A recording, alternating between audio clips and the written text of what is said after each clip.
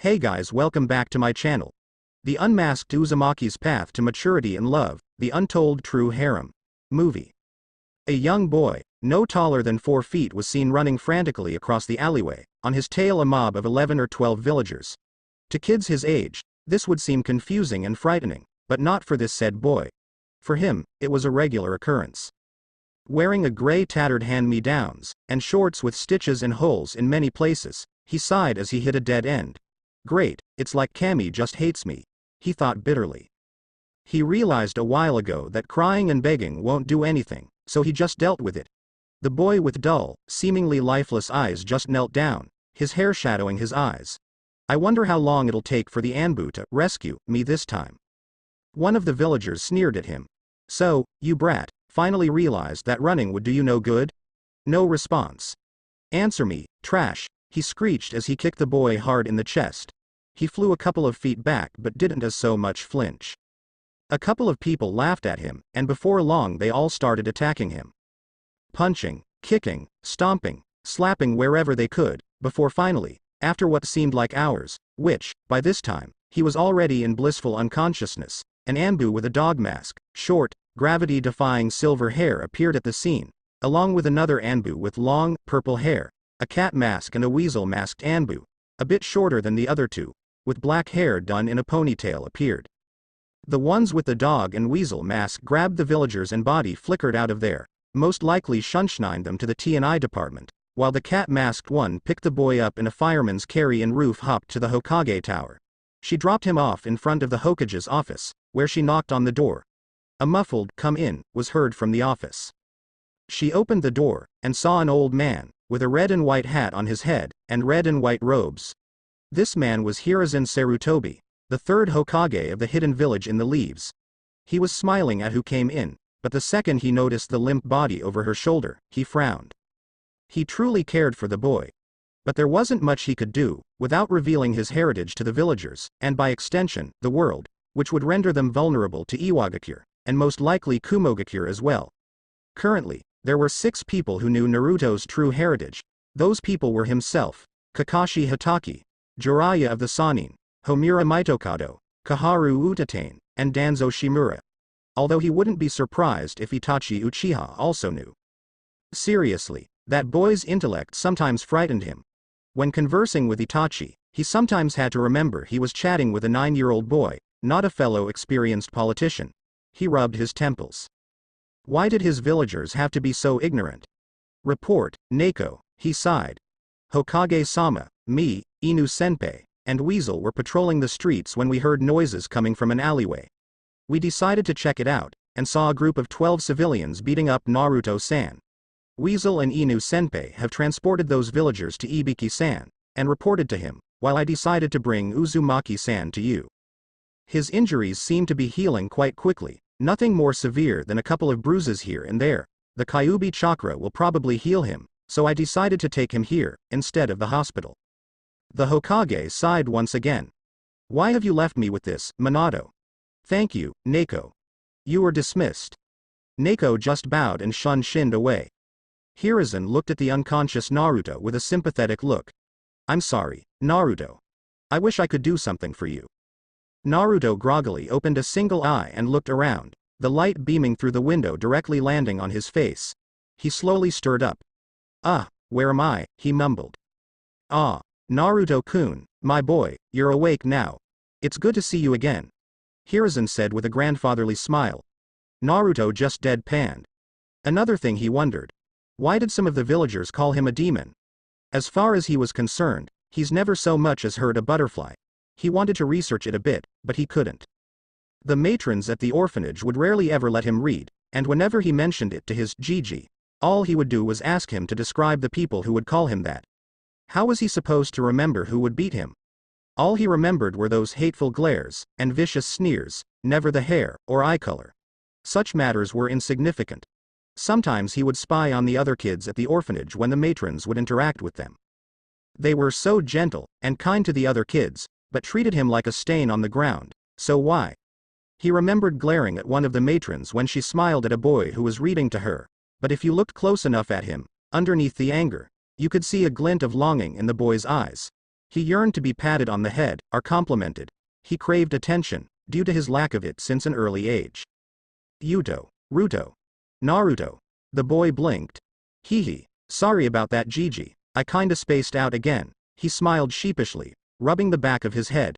His surrogate grandfather just smiled at him. Quite all right, my boy. I was wondering if you were hungry? At this the boy's stomach rumbled, speaking for him. They both chuckled at this, nervously in Naruto's case, and teasingly in the Hokage's. Well, my boy. I guess your stomach speaks for you. Huh? Yeah. I guess so, hee. He nervously rubbed his head again. Well, let's go then. I have a feeling you'll like this place. Your mother did, after all. He replied, keeping that last part in his head. As they were walking to the ramen stand, Hiruzen tried to start a conversation. Well, Naruto, you start the academy next week. Are you excited? Hell yeah, Gigi. I'm gonna be one step closer to taking the hat from you. His grandfather just chuckled at this. I'm sure you will, Naruto-kun. A few of the villagers glared at Naruto, but with the Hokage with him, they did nothing to him. What the villagers didn't see was the cold, icy, calculative stare in Naruto's eyes for a split second, before he went back to his cheery facade. The god of shinobi, however, being a 3-time war veteran, did not fail to pick up on this, and it troubled him greatly. He really hoped Naruto didn't seek revenge on the village.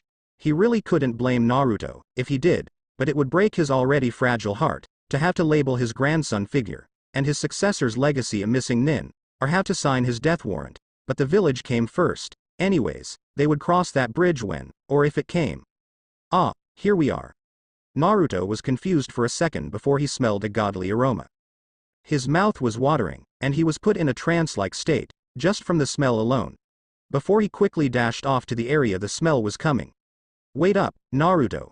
The Hokage chuckled at this. It turns out Hiruzen's theory was correct. Naruto inherited his mother's love for ramen. Well, hello there. An old, burly voice called out to the boy. He looked up, shocked because for once, someone other than the old man was actually speaking to him, without glaring or sneering at the boy. Hello, he replied meekly, and a few seconds later, another man, with red and white robes, and a white hat with the kanji for fire, walked into the stand. Naruto. Why did you run off like that? His grandfather lightly scolded him.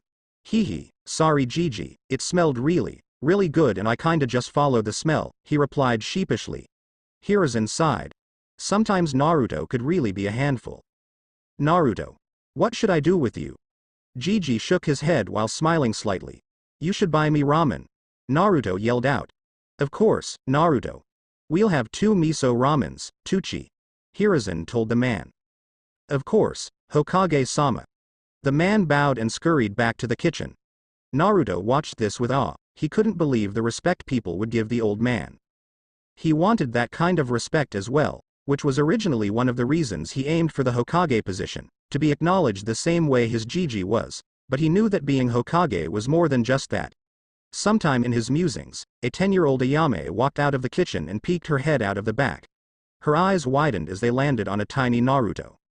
When he noticed this, tilted his head to the side. Can I help you, miss? He said in a timid voice. Of course, this was too much for Ayame, and she immediately screamed, kawaii, and ran at him at speeds that would make the yellow flash jealous, and snagged him in her arms, between her developing bosoms, and squeezed him. His face was slowly turning blue as she wouldn't let go of him, and Hiruzen watched this with an amused expression. Ayame-chan, I believe young Naruto is having trouble breathing. He chuckled. Her eyes widened as she finally noticed the famous Hokage sitting on the stool next to Naruto. She eeped, and hopped off Naruto as she fought off a mild blush. Hee, sorry about that. My name's Ayame, and I'm the daughter of the man who owns this place, she said as she sheepishly rubbed the back of her head, in a fashion eerily similar to a certain blue-eyed blonde. Hi.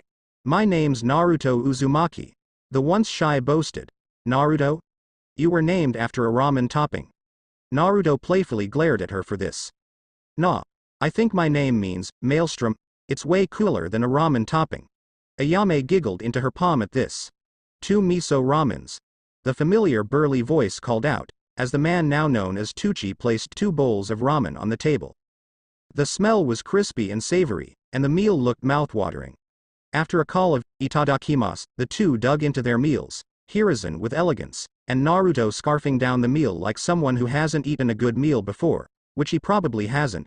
"Wow, it's amazing," Naruto called out. Tucci beamed at the praise, and Ayame jabbed a finger at her chest.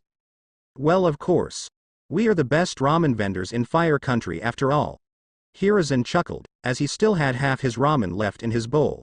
"Well, Naruto, feel any bee?" He paused as his eyes, along with Tucci and Ayame's, nearly bugged out their sockets, and their jaws unhinged. At the end of the seats, sat Naruto, rubbing his stomach, with a completely empty bowl, nothing inside, no soup, toppings, or even a remaining noodle. He burped, and sheepishly rubbed his neck. "Phew, that was good," he yelped. Everyone just deadpanned at this. Here, a 6-year-old boy finished a large bowl of miso ramen, filled to the brim, in 32 seconds, breaking Kushina Uzumaki's previous record of 37 seconds. "Well, ahem, if that's all, I will see you next time, Naruto-kun." "Yay, see you next time, old man, Ayame-chan, Tucci join," he yelled as he ran back into his apartment. What no one noticed, was as soon as Naruto's door closed, it dropped off all emotion, his face turned into a half-frown, and his eyes steely cold, as he remembered yesterday's events, especially since it was the Kyuubi festival, and his birthday, surprisingly the day he was glared at, and beaten the most. Wait. He froze, mid-step, his eyes as wide as saucers, and his face completely shocked. His heartbeat quickened, and he frantically started thinking. What people didn't realize was that Naruto was one of the most analytical people ever, with an IQ of over 140, at the age of 6, he calmed himself, and fell into a meditative state. And soon enough, he felt a tug in the back of his mind. Drip. Drip. Drip. Naruto's eyes snapped open as he looked around, and saw a gigantic sewer, that seemed to go on forever. He already theorized that this place was either his mind or gut. He kept walking forward until he saw a gigantic cage. He looked up and saw nothing but darkness until one eye opened, and surely enough, he saw a slitted, bloodshot red eye. It seems my jailer decided to grace me with his presence," a deep, booming voice mocked, as he opened his other eye, and walked forward, baring his glinting sharp teeth. "Hello, Kyuubi. What do you want, ninjan? Is the chakra flowing through your puny veins not enough? Have you come to mock me? Or forcefully steal my chakra?" The voice mocked once again. Naruto, for his credit, didn't even cower, nor flinch. He just chuckled, which angered the fox. "Answer me, human." The voice boomed, and the area was laced with killing intent. However, Naruto seemed immune to it. "Well, in that case," Naruto said as he sat down, in a meditative position, one that made the fox's eyes widen in complete, utter shock, as this position was one he hadn't seen in thousands of years. It was the exact same position the Sage of Six Paths would sit in. "I don't want to steal your chakra, nor do I want to mock you, as I didn't choose to have you sealed inside me. I wish to understand you," Naruto replied, which had the Kyuubi raise an eyebrow. Whatever it was expecting, this wasn't it. Without waiting for the fox to respond, he continued. "The stories I've heard, and the few books I've read have told me that you are a being made up of all the hatred in the world, but that is impractical and illogical. It's pretty obvious to me that the reason you hate humans is because we treat you like mindless beasts, and weapons, and our kind sealing you guys into us probably angered you as well," he replied. "But, seeing as how if one of us dies, so does the other, we should probably become friends, or at the very least, comrades, so let's redo this. My name is Naruto Uzumaki," he said with a serene smile. For a split second, the Kyuubi swore it saw a visage of the Sage of Six Paths behind Naruto, in the same position as him. "Could this boy be the one you talked about, Tusan? Perhaps I'll put my trust in the ninjan race, one more time." The fox smirked, not a smug smirk, or an evil smirk, a friendly smirk. "Kurama. My name is Kurama, Naruto. I will put my faith in the human race one more time. Do not disappoint me, brat," the fox said as he fist-bumped Naruto. "I promise, you won't regret this, Kurama," Naruto said before he grinned, and phased out of his seal, smiling a real smile once, before falling into blissful sleep. Currently, Naruto was hanged into a man with shaggy brown hair and green eyes. This was his common henge. He was in a store, looking to buy some new clothes with his stipend. "Hey kid," Kurama speaks up. Naruto replies. You might be angry with what I say, but I think you should pretend to be a complete idiot during the academy. Naruto, not one to rush to conclusions, knew Kurama would have a good reason for requesting such a thing. And why do you say that, Kurama? Well, for one, I believe deception would be wise, so you should buy some ugly-looking clothes, preferably bright. Another logical reason would be to keep your head down. You know how the council thinks about you.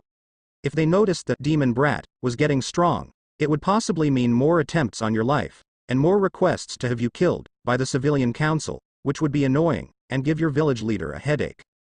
Naruto sighed at this. As much as he loathed to admit it, Kurama raised good points, and overall that had more pros than cons. Alright, but only until the final year, graduation day, I go all out. Hi. The fox agreed. Naruto left the store with 5 pairs of a bright orange jumpsuit. The next morning, Naruto walked into the classroom with a slight physical henge, rendering him shorter, and giving him more face fat. He walked through the door with spiky blonde hair, cerulean blue eyes, a bright blue and orange jumpsuit, and green goggles on his forehead. Yo. My name is Naruto Uzumaki, and I'm gonna be Hokage, TTEBAYO. Naruto screeched out. He practically cringed at himself and heard the furball snicker inside him. He briefly wondered if Kurama actually gave him this idea for his own amusement, before he heard someone scoff and retort, yeah right, like an idiot as you could ever become Hokage. A couple of snickers rang across the room. Naruto's eyes narrowed, and went ice cold for a second, before he replied, hell yeah I will. Just you wait. It seemed no one noticed his facade slip up. Except for 2 pairs of eyeballs. One sitting in the Hokage's office, watching through a crystal ball, and the other pair belonging to a certain lazy Nara. It was going to be a long 4 years. 4 years later, Naruto, age 12. A young boy was seen running and laughing through the village, in a bright orange jumpsuit. He had a paintbrush in one hand, and a bucket in the other. This said boy recently painted the Hokage monument entirely. He had a couple of chunin hot on his tail. Meanwhile, on the other side of the village, Hokage-sama, Naruto Uzumaki has pranked the village again. Hiruzen sighed. What did he do this time? He painted the Hokage monument, Hokage-sama. Hiruzen sighed again, for what seemed like the 1000th time that day. He looked out the window and had to stifle a chuckle at what he saw. He saw the 3 cages, Shodem, Nidem and Sandame with face paint everywhere, and blood trickling down their noses. However, what he saw next nearly gave him a severe heart attack. For the Yondaime Hokage, he had his hair painted golden blonde, his pupils were cerulean blue, and he had 3 whisker marks on each cheek. Then, a split second later, he thought he actually did get a heart attack. The man choked on his tobacco and nearly fainted when he noticed next to the Yondaime Hokage was a feminine round structured face, a woman, with a heart-shaped face, long, straight, red painted hair, and a green hairclip on her right braid. Next to the Yondaime's face, was the face of one Kushina Uzumaki. Hiruzen started sweating at this. There was no way Naruto didn't know about his heritage after this. Would Naruto be angry? How long has Naruto known? After this, surely some people, like Hiyashi Hyuga, Makoto Uchiha, Sume Inuzuka, and a few of Minato and Kushina's friends would put 2 and 2 together. This spelled trouble. Hiruzen knew Naruto was smarter than he let on, but he didn't know Naruto knew of his heritage already. Does this mean he already knew of his tenant, Sama, Hokage-sama? Huh. Hiruzen blinked. Are you alright, Hokage-sama? You spaced out. Yes, I'm fine. Just capture Naruto, and have him scrub the paint off. At once, Hokage-sama. The man bowed, and left the room, leaving a troubled and confused Hiruzen. Meanwhile, back in the academy, the students were laughing at one Naruto Uzumaki, tied up, at the center of the classroom. Naruto. Why were you pulling pranks again? HMPH, because this class is boring. It's utterly useless. Most of the facts are either vague or misinterpreted, and I know more than the majority of historic combined. Having a 1000-year-old fox sealed in your gut does its wonders. Naruto said, keeping the last part to himself, however. Well, in that case, class, we're all going to redo the henge today. Everyone just groaned at this. This is all your fault, Naruto Baka, screeched Ino Yamanaka. Yay Naruto, why do you have to be so troublesome all the time? Shikamaru said. Naruto just, HMPFED, indignantly, and turned his head the other way. Sakura Haruno. A pink-haired girl put her hands in the rat hand seal, and after one cry of Henge no Jutsu, she transformed into Iruka, but a few inches shorter. Nice. A little too short, but practice makes perfect. Cha. Did you see that, Kiba-kun? Asked Sakura. Kiba just grinned at her, and raised a thumbs up, making her squeal and blush. I think it was awesome, Sakura-chan, yelled Naruto. Sakura scowled as she noticed the orange-clad boy. Shut up, Naruto baka. Sakura yelled as she punched Naruto on the head, making Naruto yelp in pain. Sorry, Sakura-chan, geez, does she have to punch me every time? What a coward. I try to make her feel better about herself and she abuses me. Next, Satsuki Uchiha. Satsuki just walked up. Naruto had to admit, she was definitely attractive.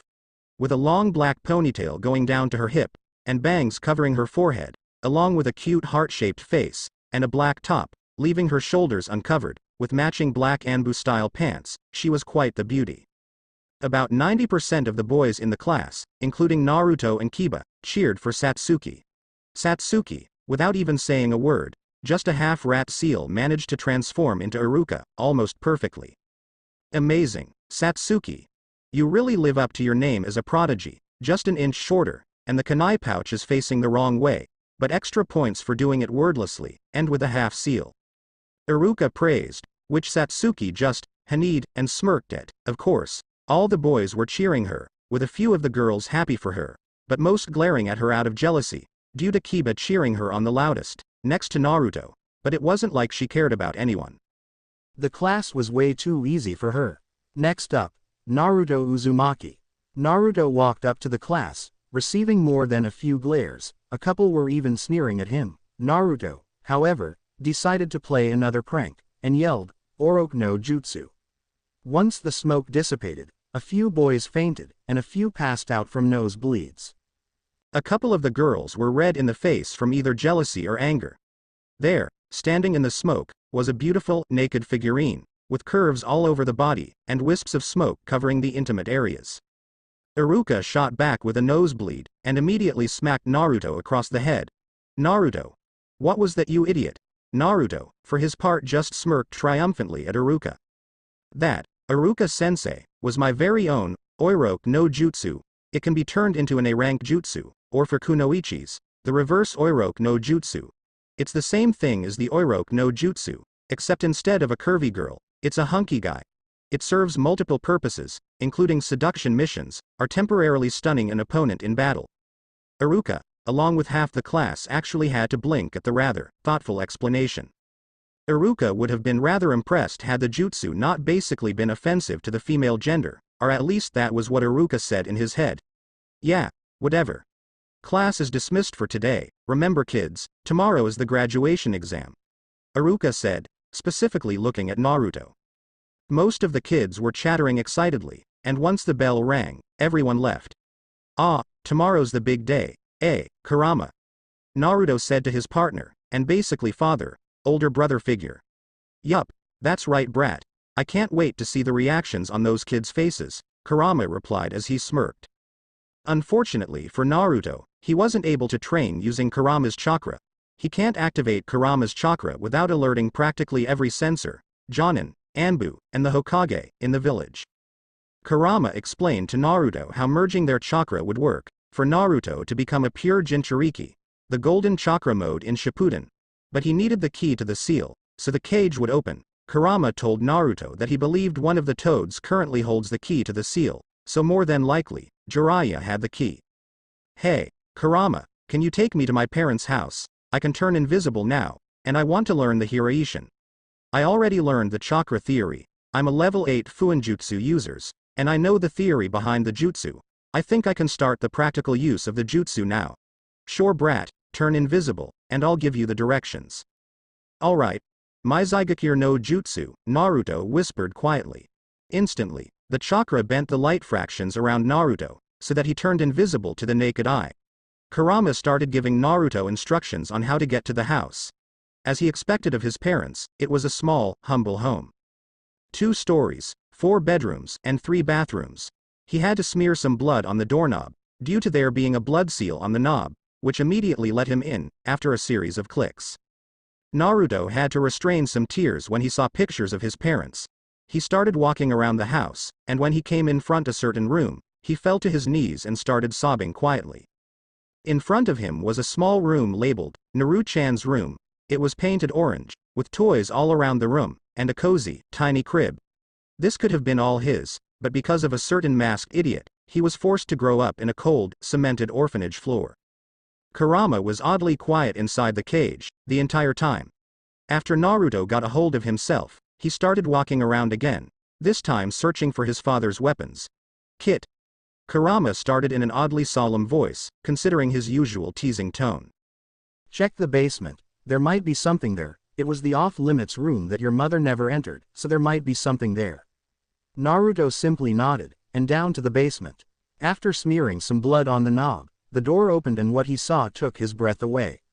Inside the room were multiple kunai, with the Harem formula on the handle, and 3 prongs, instead of the usual one. There were multiple swords, nodashis, katanas, and even a zanbato, which he believed were his mother's. After all, his mother was the Red Death, the one who single-handedly defeated all 7 ninja swordsmen of the mist. Naruto also noticed scrolls for kenjutsu katas, which he would try out later.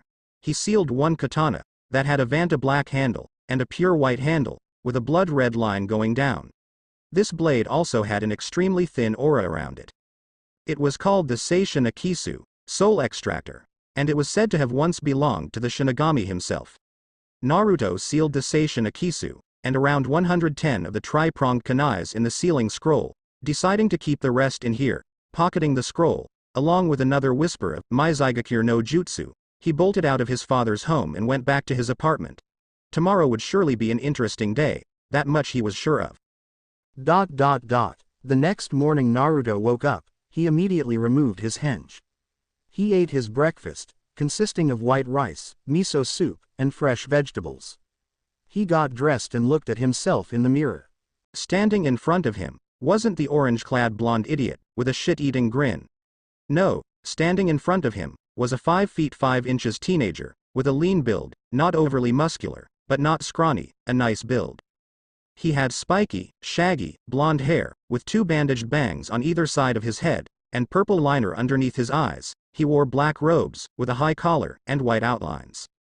He had 5 magatamas stitched around the collar, and the top of his chest showing, along with a single earring, in the shape of a tomo, along with piercing, blue eyes, a calm, but stern expression on his face. Instead of a scrawny adolescent aura, his body radiated a powerful, but serene aura.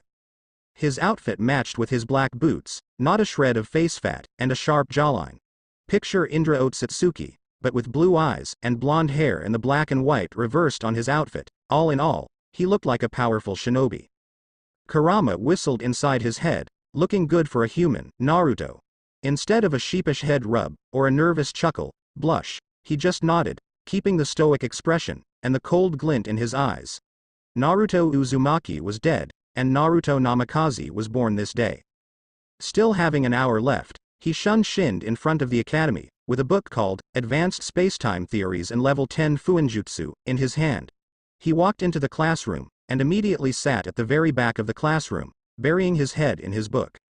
Hiruzen Sarutobi caught himself mesmerized by Naruto's new outfit.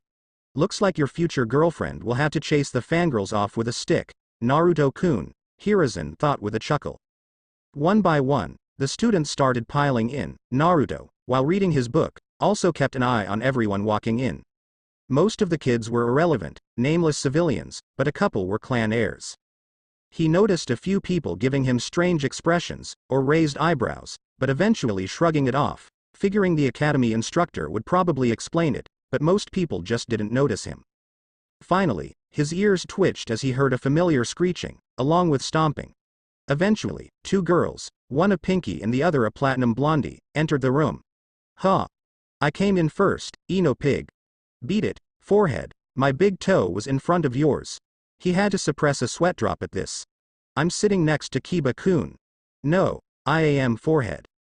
Eventually, Naruto had enough. He put his book down and cleared his throat. When he noticed he had practically the entire class's attention, he just offered, "Why don't you both take one of Kiba's side?"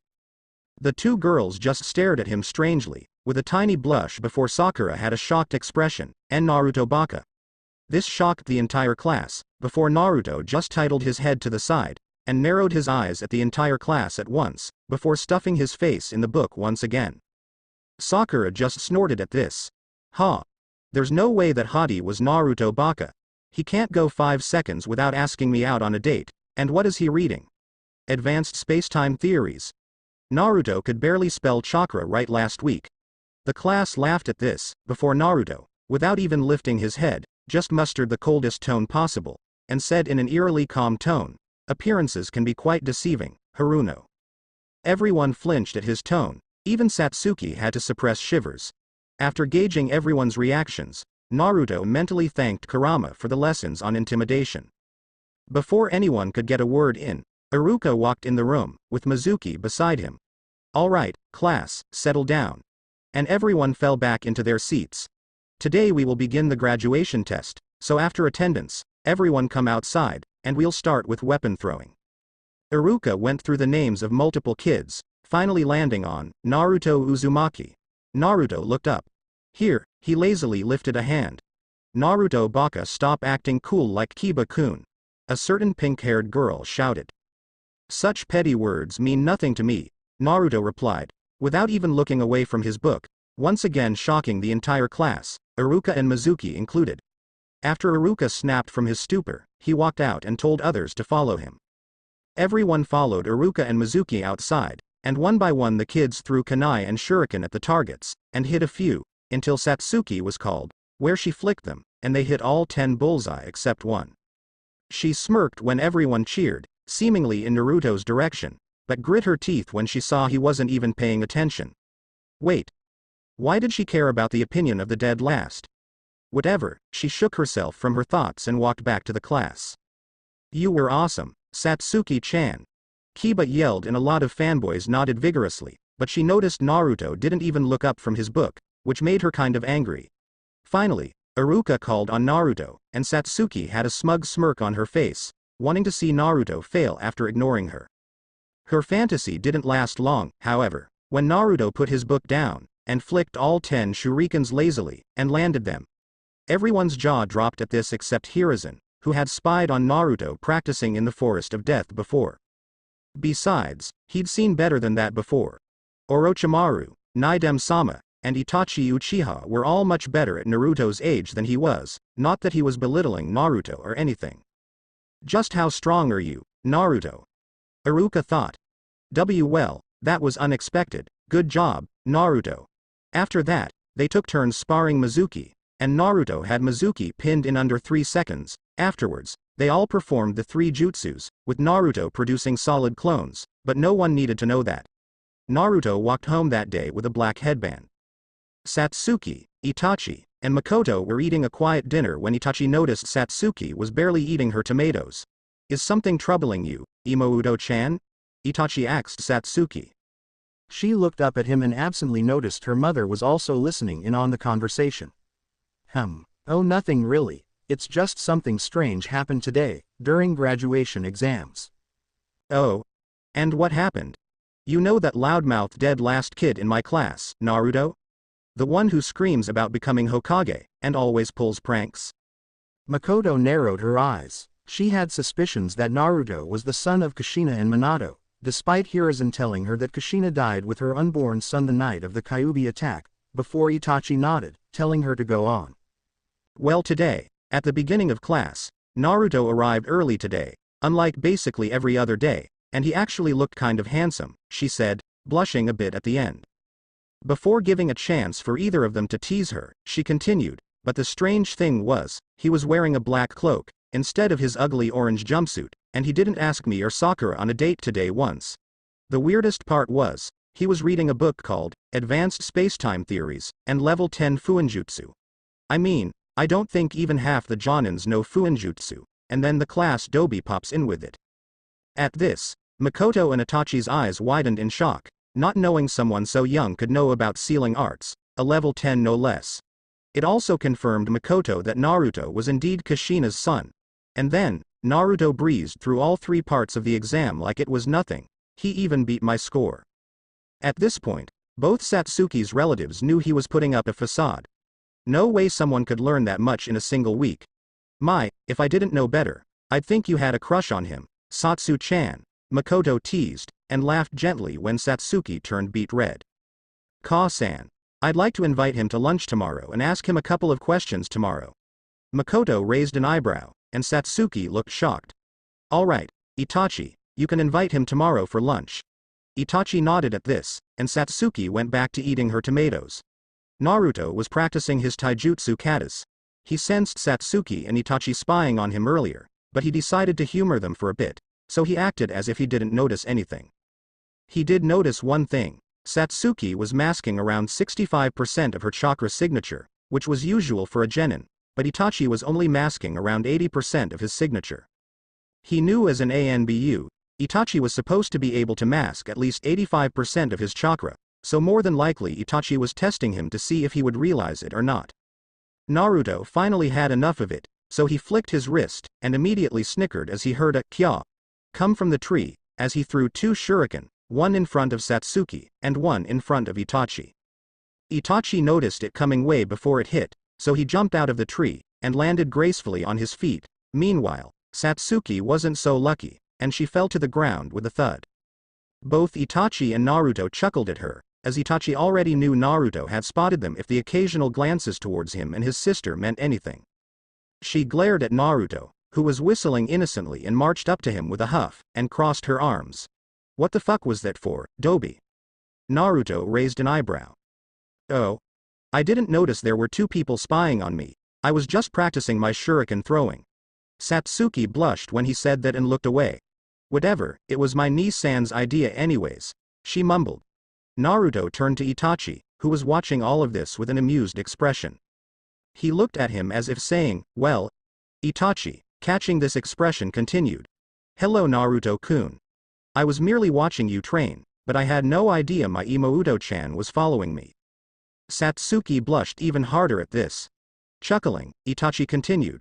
I was wondering if you wanted to come over to eat dinner with us, this lovely afternoon? Itachi half-acts, half-stated. Naruto raised an eyebrow. May I ask why? He questioned. Itachi shrugged. Well, it would be interesting having someone that can pull off such high-level pranks, and can maintain a facade for 4 years eat with us. Itachi elaborated. Naruto smirked at that. Even Satsuki was quite impressed.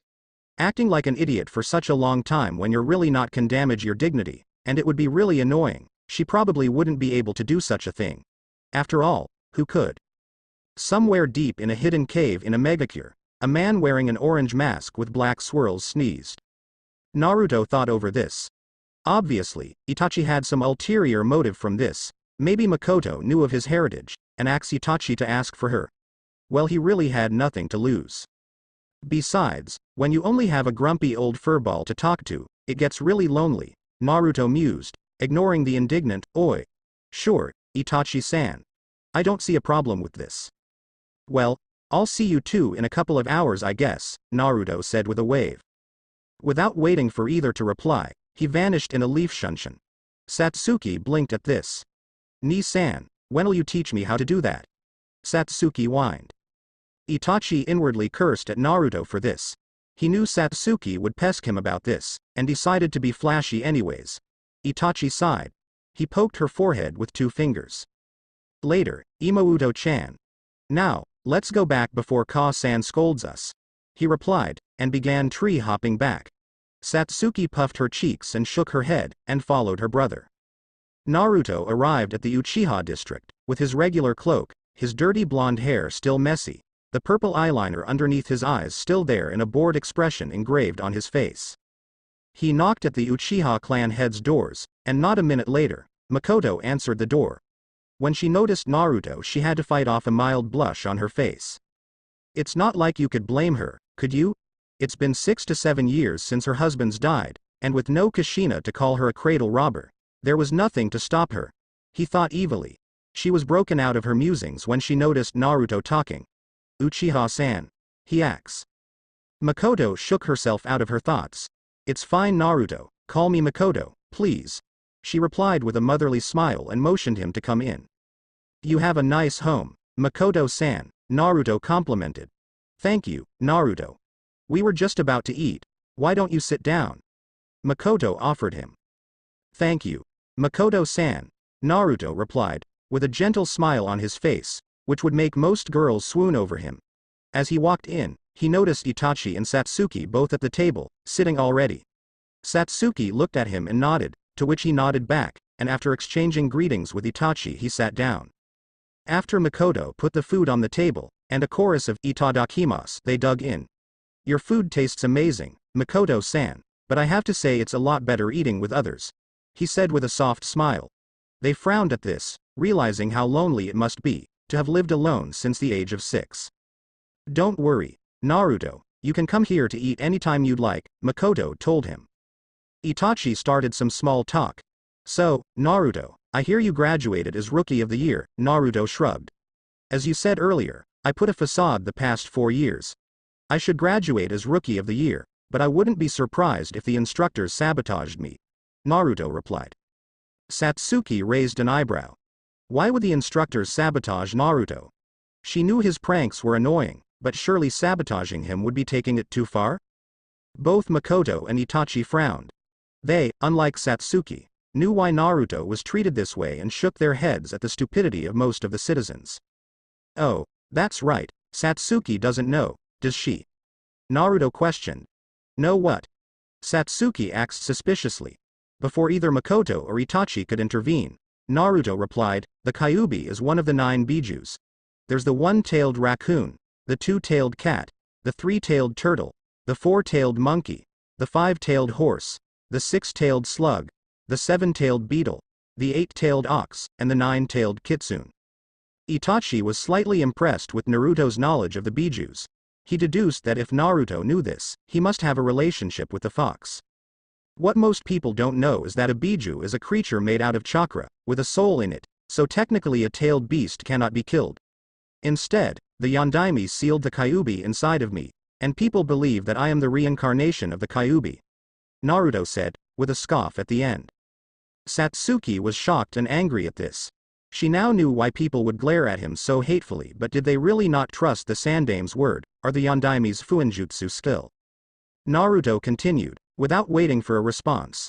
The Yondaime would have sealed it in himself, but it has to be sealed inside of someone young because the chakra coils would fry if an already developed system were to merge with demonic chakra, and the Yondaime was too noble of a man, so he wouldn't have sealed the Kyuubi in a random orphan.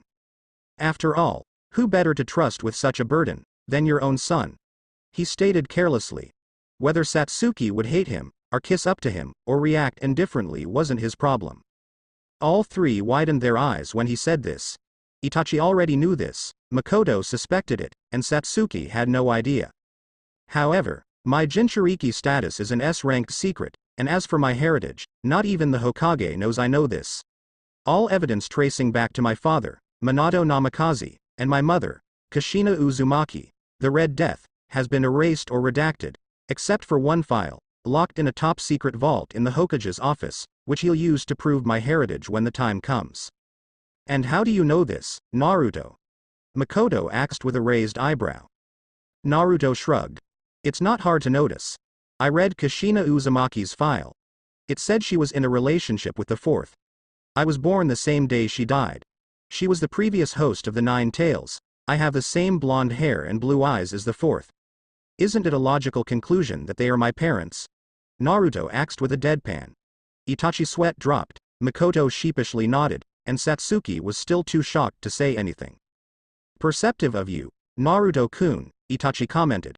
Naruto merely shrugged. It wasn't hard to notice if you weren't so biased against him, which, most of the village was. Well, I'm gonna go now. Thank you for the invitation, Itachi, and thank you for the meal, Makoto-san. Well, I'll see you next week, Satsuki, Naruto said, and left the house with a shunshin. Flashback end. Another flashback, 2 days earlier. Naruto was sitting on top of the Yondaime's head, on the Hokage monument, with his legs dangling over the edge, watching over the village, when suddenly he sensed a presence behind him. He threw a kunai behind him, in speeds that would make most Chunin envious, and when he looked behind him, he saw an old man, with black spiky hair, an X-shaped scar on his chin, a bandaged left eye and arm, and a cane. Naruto narrowed his eyes. The man seemed familiar, but he couldn't put his finger on where he'd seen the man before. The man suddenly disappeared, and Naruto's danger senses screamed at him to move. At the last second he narrowly dodged a whack from the man's cane, and barely dodged another vicious kick to the stomach. Damn, this old dude is good. He must be a veteran shinobi. Naruto mused, as he exchanged blows and dodges with the mysterious man. Just as Naruto thought he was about to gain an edge over the man, he threw his cane in the air, and in high Jonin level, bordering cage level speeds, he hit Naruto in the chin with a roundhouse kick, and shunshin behind Naruto, and pinned him to the ground, arms behind his back, and his right leg on Naruto's back. Very good for your age and rank, Rookie Genin. I'd give you a low Chunin rank, mid Chunin tops. The man stated calmly. Who are you? I can tell you're a veteran shinobi, and judging by your lack of a Konoha Hita 8, I can rightfully deem you a threat, Naruto stated with a cold tone. He was sweating on the inside, however. Who is this guy? He's so strong, but he has to be at least the age of the Sandaime weight. He must be Danzo Shimura, the Warhawk, a student of the Naidem Hokage, and Gigi's old rival. That's why he's so strong. Danzo chuckled a mirthless chuckle at this. Boy, you may be good for your age, but your year's too young to even hold a candle to me, which is what I wanted to talk to you about, he stated. Naruto narrowed his eyes. He knew of Danzo's root Anbu, and his militaristic ideals. My name is Danzo Shimura, and I protect Konoha from the dark. I am one of Naidaime's students and an old teammate of Hiruzen Sarutobi's. I can train you if you'd like. With my help, I can make you a force to be reckoned with. I can already tell you have potential so high that you can surpass the likes of Madara Uchiha, Naidem Hokage and your father. Danzo noticed Naruto's eyes widen and smirked a little. Naruto knew if Danzo knew of Naruto's heritage, he obviously knew of Naruto's Jinchuriki status. He deduced that Danzo wanted to mold Naruto into an emotionless tool under his command, and would obviously decline, but he decided he would humor the man. I'll think about this, Naruto said calmly. Danzo turned around with a rare tiny grin on his face, thinking he'd won. Soon. Konoha'll be under my rule. Just you wait, Hiruzen. I'll take good care of the tree that is Konohagakure. Flashback end. Naruto was getting changed into his clothes right now, getting ready to head to the academy for team assignments. After getting changed, brushing his teeth, and a bowl of rice, he shunned to the academy. Yawn asterisk. Morning, brat. Today's the day you get your sensei, correct? Kurama questioned Naruto, as he stretched inside Naruto's cage. Morning, Kurama. Yeah. Today's the day I get assigned to a Jonin cell. I wonder who I'll have on my team. Soon enough, Naruto arrived in front of the door. He sensed multiple chakra signatures inside the classroom, so he thought he'd entertain his class a bit. He opened the door, grabbed the ledge of the door top, and using chakra manipulation swung onto the ceiling of the class, walked over to his desk and sat down, gaining stunned and awed looks from the students. Even Iruka had an impressed look on his face. Back in the Hokage's office, the Jonin senseis and the Hokage were gathered and peering into the Hokage's crystal ball. Needless to say, Hiruzen was sporting a huge grin on his face, and the Jonins were stunned, while Kakashi had an eyebrow raised. Using chakra manipulation to stick onto surfaces. Asuma Sarutobi, the son of Hiruzen Sarutobi, questioned. But that's a Chunin level technique, replied Genma Shiranui, one of the few shinobi who had nothing personal against Naruto. But isn't the Uzumaki boy the dead last of his class? Axa baffled Kurenai Yuhi, the girlfriend of Asuma Sarutobi, and a recently promoted Jonin of Konoha, also the Genjutsu mistress of Konoha, only bettered in the art of Genjutsu by Itachi Uchiha. Well, appearances can be quite deceiving, huh? Said Kakashi Hatake, the copycat ninja, prized student of the fourth, with his trademarked eye smile, but inwardly he was just as confused. I had no idea Minato-sensei's son was this good. Chunin-level chakra control at the age of 13, and putting up a facade. Sensei, your son is just as much of a prodigy as you were. Back in the academy, Naruto was sitting in his desk, waiting for assignments, and noticed everyone staring at him. What? He snapped, shocking everyone out of their stupors. When did Naruto Baka get this cool? Thought a certain pink-haired girl, with a red dress and a red Hita 8. Cha. That idiot is probably just acting cool to make Kiba-kun look bad, and make me fall for him. Well, it ain't working. Naruto Baka, yelled her inner consciousness. Naruto Baka. Stop acting cool, screeched Sakura. Naruto just glared at her, making her shrink back down. Keep your comments to yourself, Haruno, Naruto said in a cold tone, making her flinch and unknowingly making a certain mask-wearing gray-haired Jonin frown. Iruka faked a cough to get the attention of the class. Well, now that Naruto is here, I'll start with the teams. Team 1, Shigeru Izuki, Nami Ito, Oboro Suzuki. Your sensei is Genma Shiranui.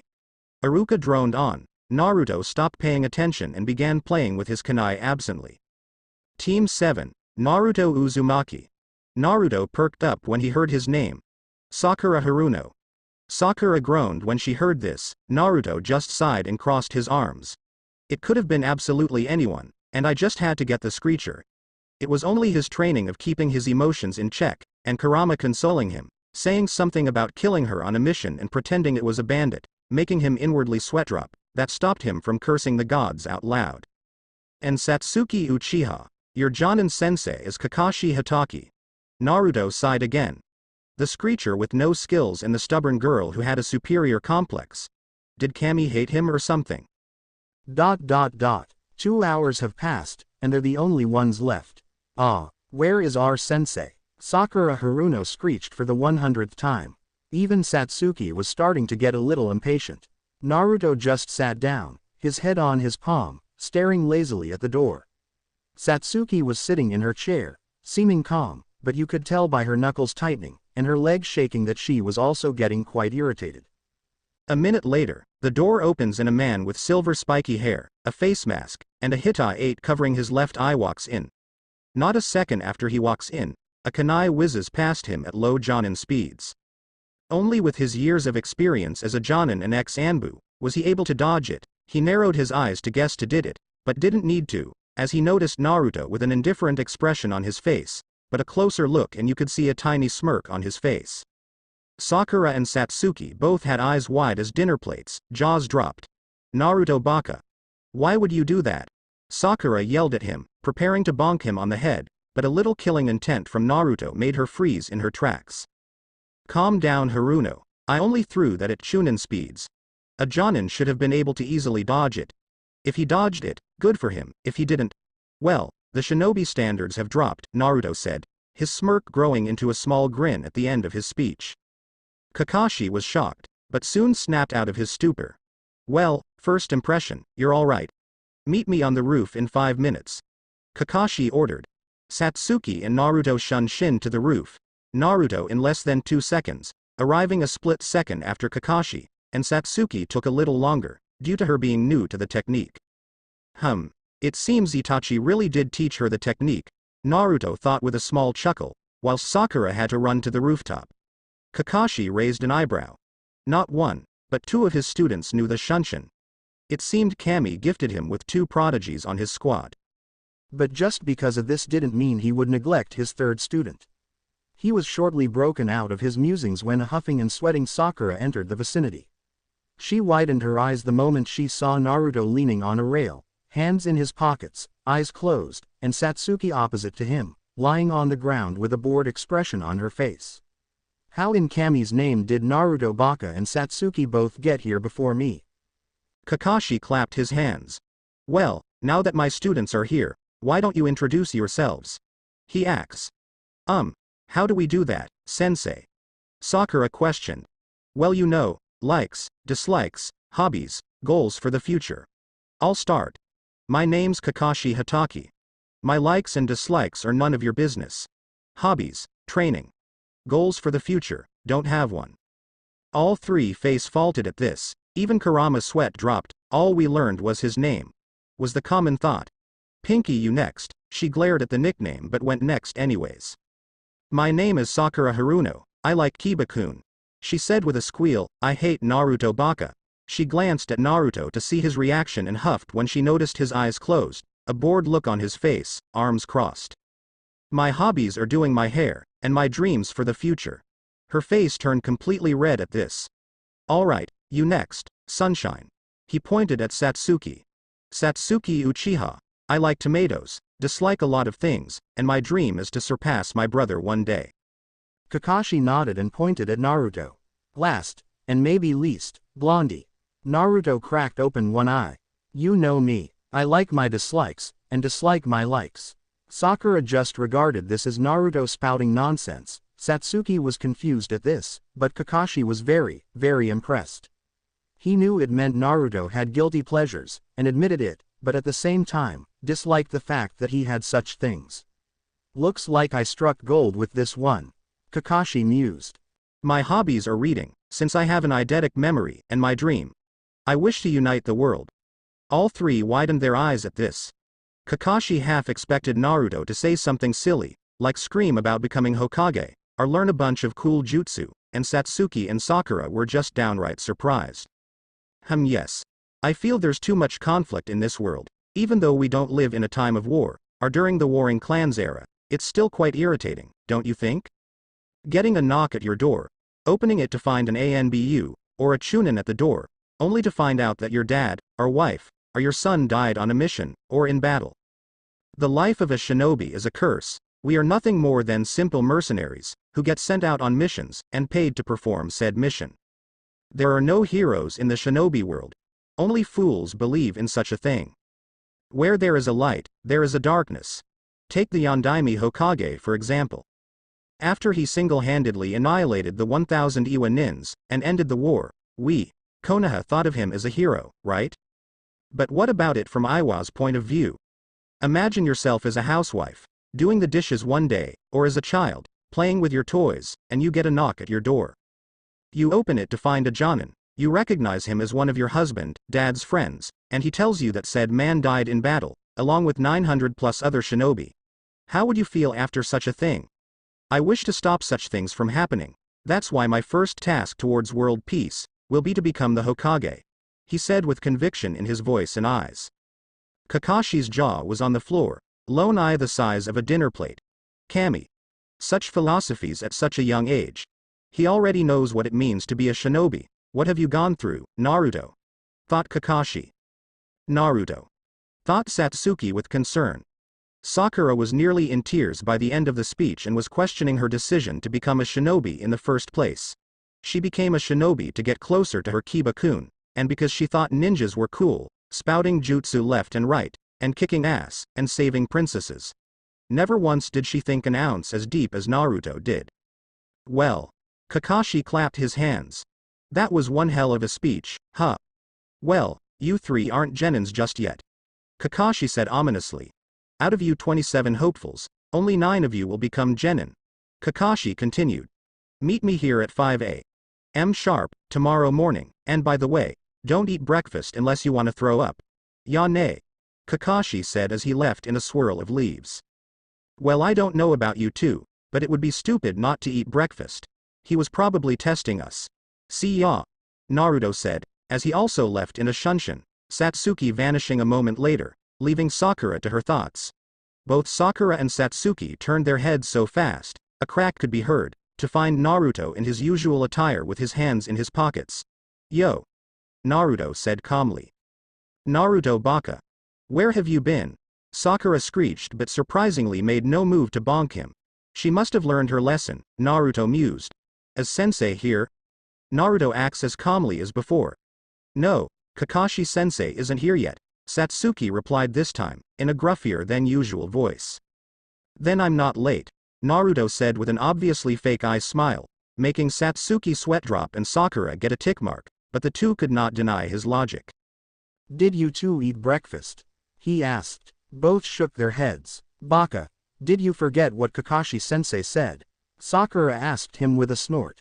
Well, either way, it's dumb not to eat. You perform best when you eat a good meal, Naruto said before tossing Satsuki a scroll.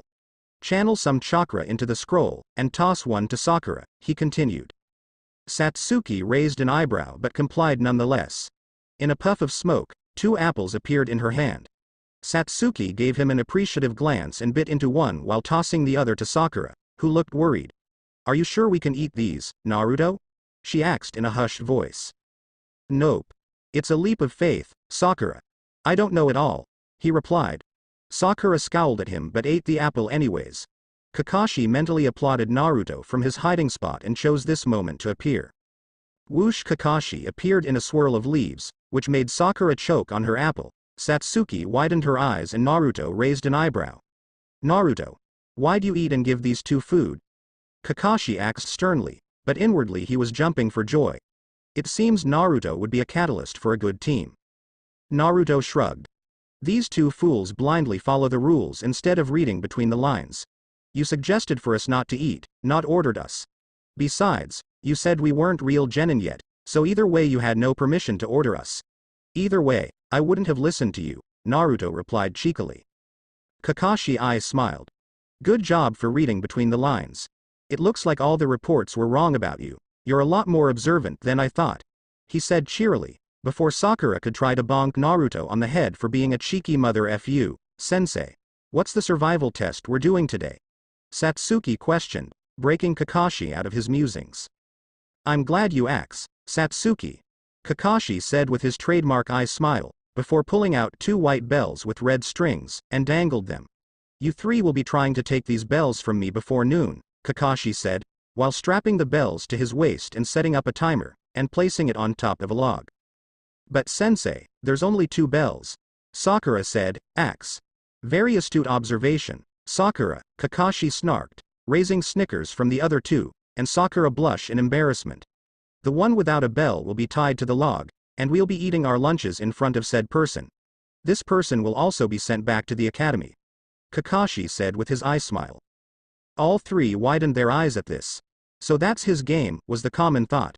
Well, let's begin you three, Kakashi said. All three vanished from their positions. Kakashi, being an elite jonin, easily spotted all three of them, but they didn't need to know that. With Naruto was watching Kakashi stroll around from his hiding spot. Before I devise a plan, I'm going to test Sensei's skills, and try to see his weaknesses with a cage bunshin, he mused. Naruto created a shadow clone with a half-ram seal. A shadow clone shinned into existence, rather than with a puff of smoke. The shadow clone rushed Kakashi from behind and immediately threw a heel kick at his chin, at speeds that made Kakashi pay attention. I was hoping to read my Icha, but it looks like I'll have to take him serious. Somewhat. Kakashi dodged the kick, and retaliated with a swipe at his chest area. Naruto ducked the swipe and threw a left hook at Kakashi's jaw, which he knew Kakashi could dodge, so followed up with a kick to the ribs. Kakashi dodged the hook, having noticed it easily, but was thrown off by the kick. How unpredictable. This would be easier if I could use my Sharingan. But this is good for me anyways, Kakashi thought, stumbling a little, but backflipped twice, adding some distance and grace between the two of them. You're good for your age, but not good enough for me yet, Kakashi said while rushing Naruto at low chunin speeds. The two of them exchanged blows, a left kick for a right heel spin kick, a dodged punch to the jaw, a kick to the cheek, and various more blows. Naruto was getting tired of this back and forth, so did something a little flashy. He was going at high genin speeds, but when Kakashi was in his flow, and his guard was still a little down, Naruto accelerated to high chunin speeds, catching Kakashi off guard big time. He hit Kakashi with a punch to the stomach, followed by a reverse kick to the chin, and dashed to a stumbling Kakashi. He did a handstand, and started attacking Kakashi with his legs, a kick to his jaw, followed by a jab at his chest, finished with an uppercut at his chin. After the little exhibition, Naruto backflipped 3 times, landing in his stance, smirking at a now lightly bruised Kakashi. Wow, Naruto, I'll admit I'm very impressed. You're incredibly fast for your age. In fact, your fighting style kind of reminds me of the 4th Hokage, Naruto. He fought like you did. Agile, ruthless blows and moved with a grace that you possess, Kakashi said, hoping Naruto would catch the hint, but he wasn't lying. Naruto truly reminded him of Minato Sensei's taijutsu. The graceful blows, the precipitated movements were something he's only seen in 2 people. The compliment made Naruto widen his eyes. Right. Sensei was 2-chan's prized pupil. I'll have to tell him that I already know of my heritage. After this, he beamed at Kakashi. Thanks, Sensei. It means a lot to me, he spoke excitedly. But it's over, Kakashi said seriously. He rushed Naruto at low cage speeds, so fast that Naruto himself didn't register Kakashi move. He feigned a blow to Naruto's left rib, and shin to Naruto's other side, and chopped him in the neck, making Naruto dispel. Kakashi widened his eyes. So the real Naruto's even stronger. Hey, I don't expect any less from Minato-sensei's child, he thought with a smirk. With Satsuki was shocked, to say the least. She deduced long ago that Naruto was stronger than he let on, but she had no idea that Naruto was this strong. From her point of view, the battle was mostly a blur of silver, green, black, and blonde. She was really shocked when she saw Naruto do the handstand move, and immediately realized his plan, of downplaying his true speed, then accelerating to catch Kakashi off guard, and smirked. She didn't hear what Kakashi said to make Naruto widen his eyes, and was intrigued. She's never seen Naruto show that much emotion since he dropped his facade, and wondered just what made Naruto show so much shock. Then Kakashi disappeared to Naruto in nothing more than a small blur, and chopped Naruto in the neck, making him dispel. Solid clones? She thought, puzzled. She shook herself out of her musings, after absent-mindedly noticing an opening where Kakashi was standing. She hoisted a couple shuriken out of her pouch and threw them at Kakashi. Without even turning, Kakashi caught the shuriken in his hand, making Satsuki curse. I did nothing to him, and now he knows my location. Damn it, she thought. Yo. She jumped when she heard a male voice in front of her, and noticed Kakashi with an eye smile, standing behind her. He chuckled at her expense, and waved at her. Satsuki narrowed her eyes, and gave him a death glare. She rushed Kakashi immediately, and threw a kick at him. Much slower than Naruto, but fast in her own right, he thought as they parried blows. Suddenly, Satsuki back-flipped, and went through hand signs at speeds that would make most beginner Chunin jealous. When she ended on the tiger hand seal, Kakashi widened his eyes. Genin aren't supposed to know fire ninjutsu. Kakashi thought aloud. I'm not like the others, Satsuki retorted confidently. She's arrogant, but she's got the strength to back it up, Kakashi mused. Say that once you get a bell. Besides, Naruto was way faster than you, Kakashi said, with a little mirth in his tone at the end, making Satsuki grit her teeth. Me and the Dobi are nothing alike. Satsuki angrily yelled. She inhaled greatly, and spoke. Fire style, great fireball jutsu, and blew a huge stram of fire. She smirked confidently when she noticed Kakashi get enveloped by the flames. Serves him right for comparing me with him, she thought. Wow, you're better with fire jutsu than I was at your age, she heard. She looked around the area, where Kakashi came from. Left, right, above, below, she heard, and a split second later, a hand emerged from the ground and grabbed her ankle. Earth style. Headhunter jutsu. Kakashi called, and pulled her down. A minute later, she saw Kakashi walk up to her. Well, looks like you're not much different from the other two after all, huh? He questioned with a teasing tone, making Satsuki fume. Well, I'm going to go find someone who won't waste my time. Yane, he called out, with a lazy wave of the hand. After Kakashi left to go find Sakura, a swirl of purple flames materialized, startling Satsuki, and Naruto stood, hands in his pockets. Yo, he called lazily. Satsuki blushed, noticing she was in a tight spot. I think I figured the test out, Naruto called to her. Well, obviously, we need to get the bells, she snarked at him. Naruto sighed. What was the first lesson we learned at the academy? Naruto calmly questioned her. Look underneath the underneath, she replied, wondering where this was going. Right, and I think that the bells was a cover-up to the real test. I believe Kakashi pit us against each other, and threatened to send one of us to the academy to fix our mindsets in a battle royale position, a classic but clever psychology trick. We should work together, along with Sakura to get the bells, and if I'm wrong, I'll sacrifice myself so you two can advance. Naruto requested. Satsuki sighed and complied, but only because Naruto said he'd sacrifice himself if he wasn't right. He helped Satsuki out of the hole, and told her his plan. She had to admit, it was a good plan. With Sakura was also surprised by Naruto's skill.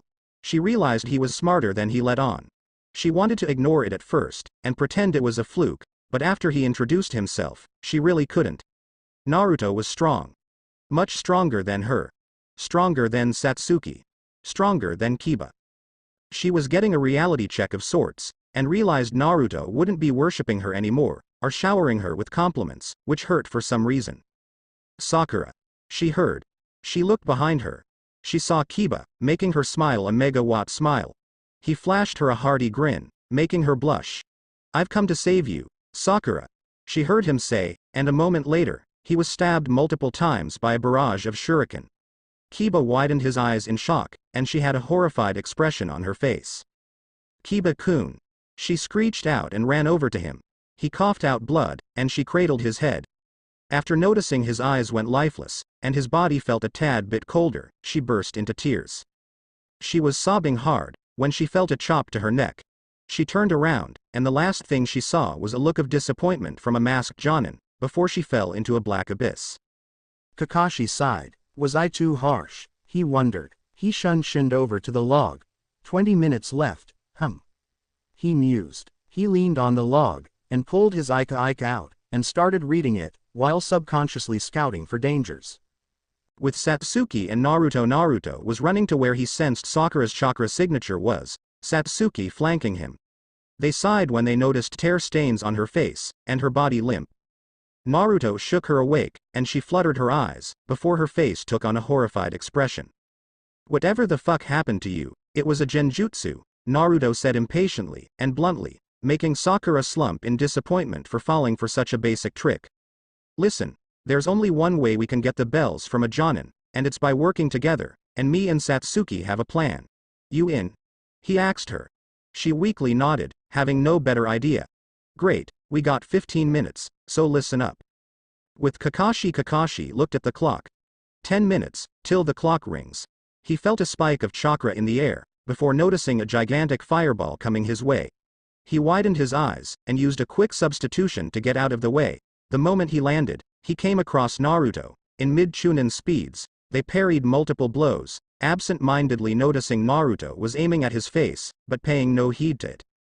Naruto and Satsuki both attacked him at once, and their teamwork was good, for people that have never worked together before. It wasn't the best, but it wasn't laughable either. Kakashi was actually sweating a little. Not being able to use his Sharingan, or ninjutsu, was a bit difficult against two Chunin-level shinobi, even for someone of Kakashi's caliber.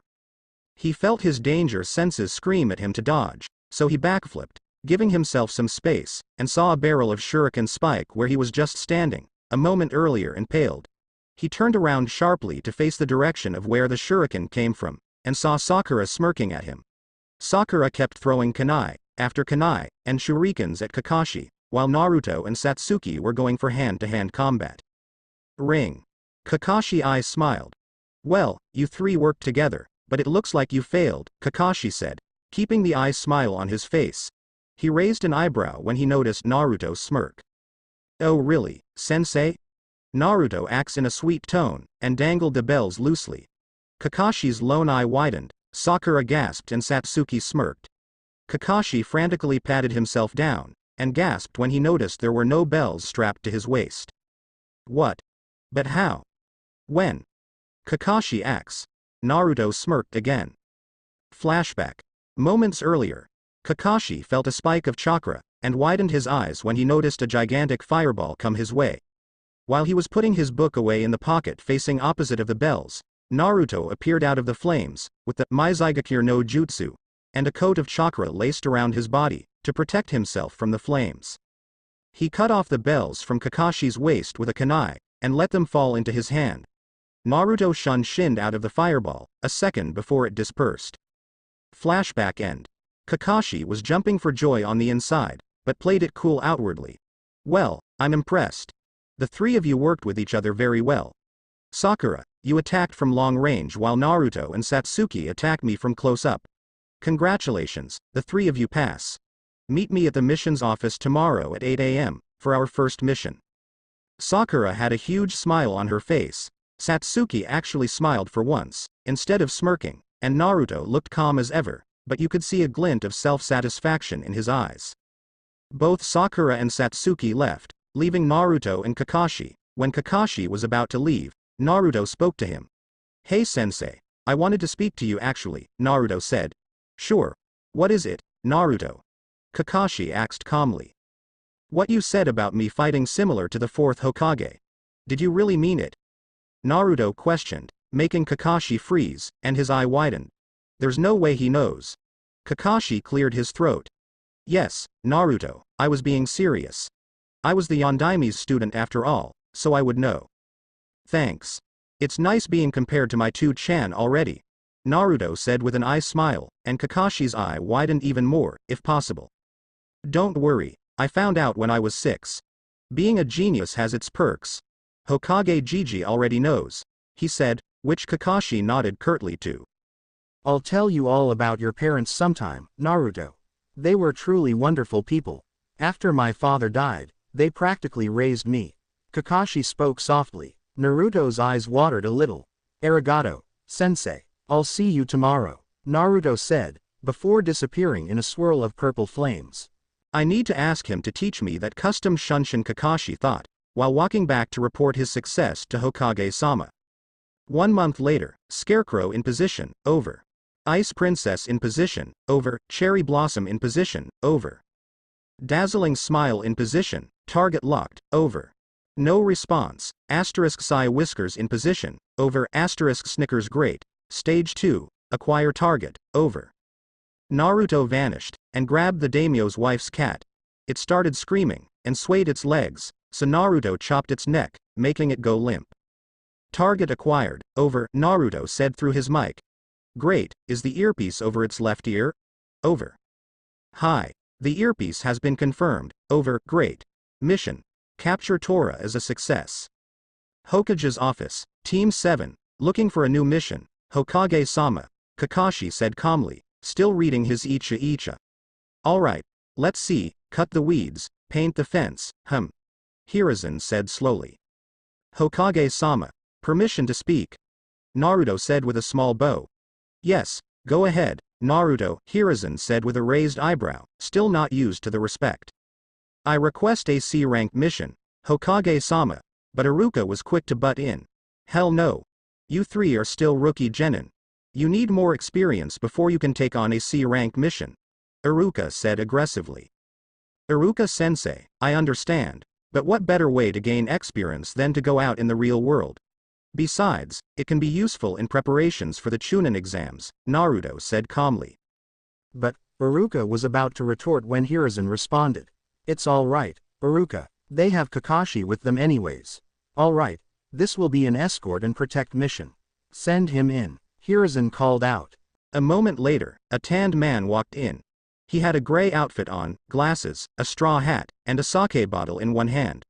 These are the runts that are supposed to protect me.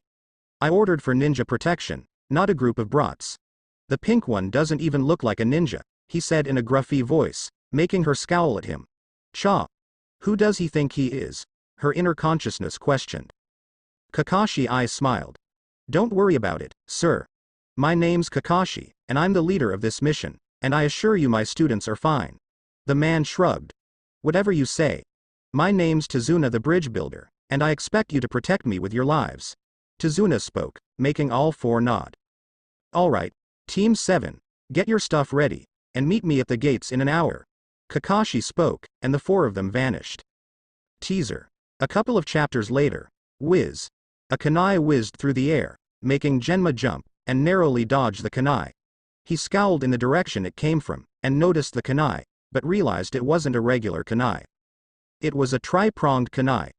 Genma, along with Makoto and all the seniors widened their eyes to comical proportions when they noticed this, and let their jaws hang.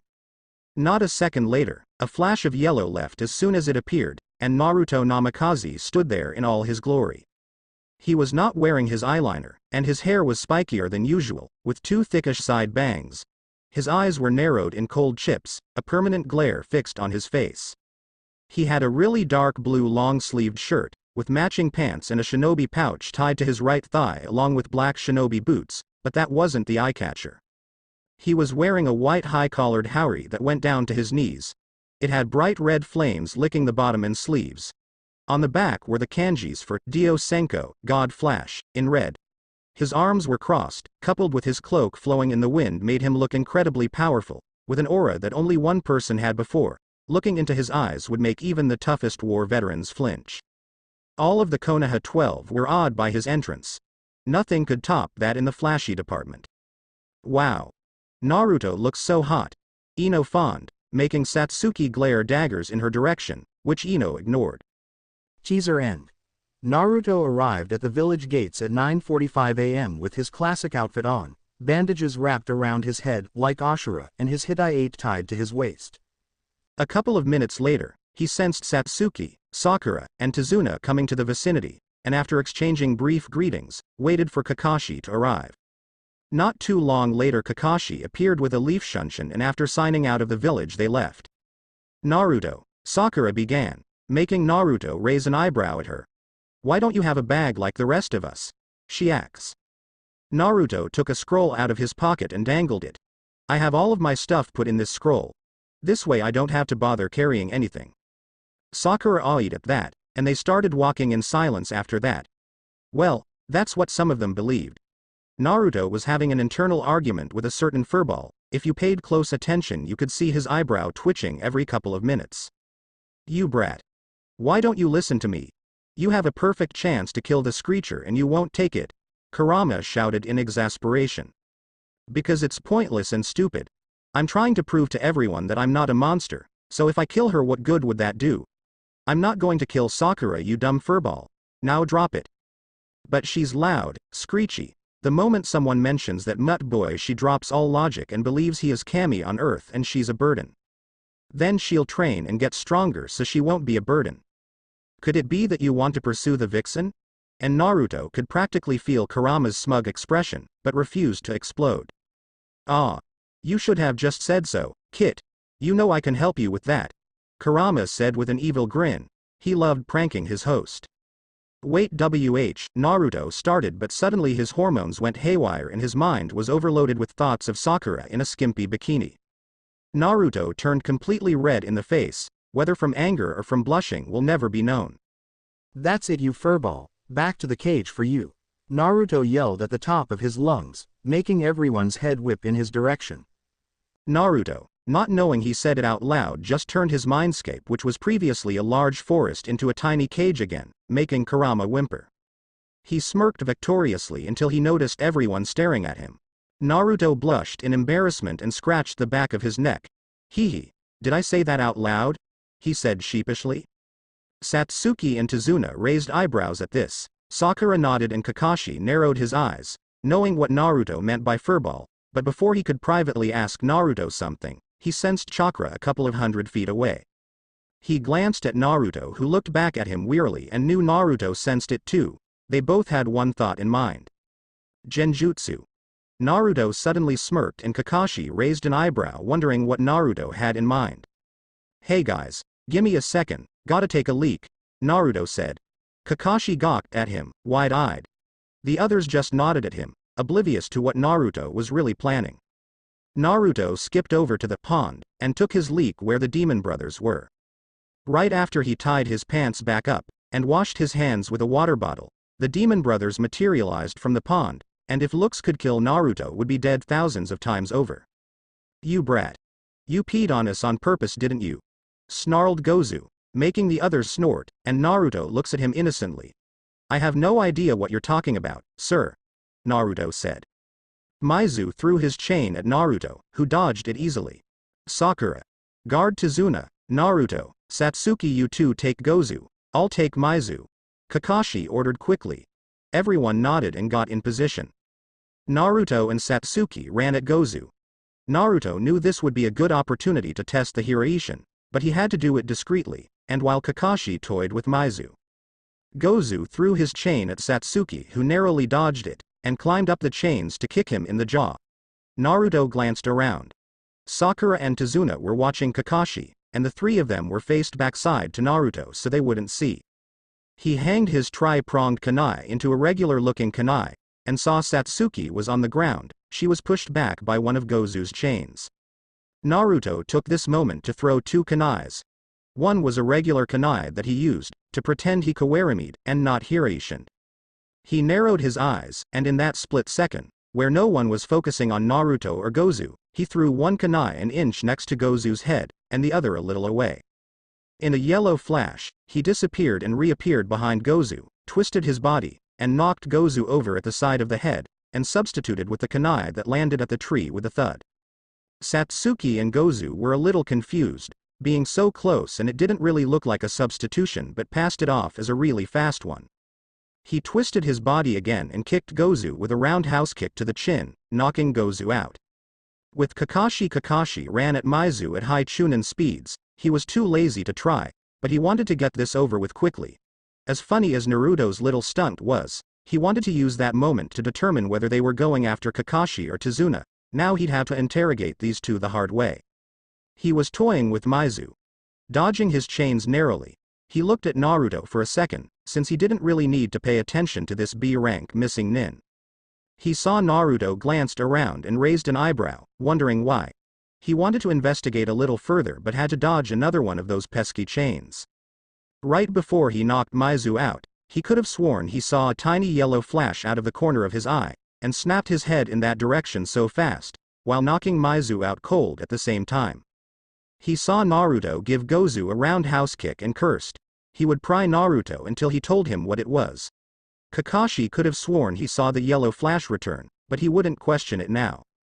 A couple of minutes later, Gozu's eyes fluttered open, and he immediately notices he can't move his body. He sees that his body and Maizu's are tied to a tree, with chakra binding rope, and cursed inwardly.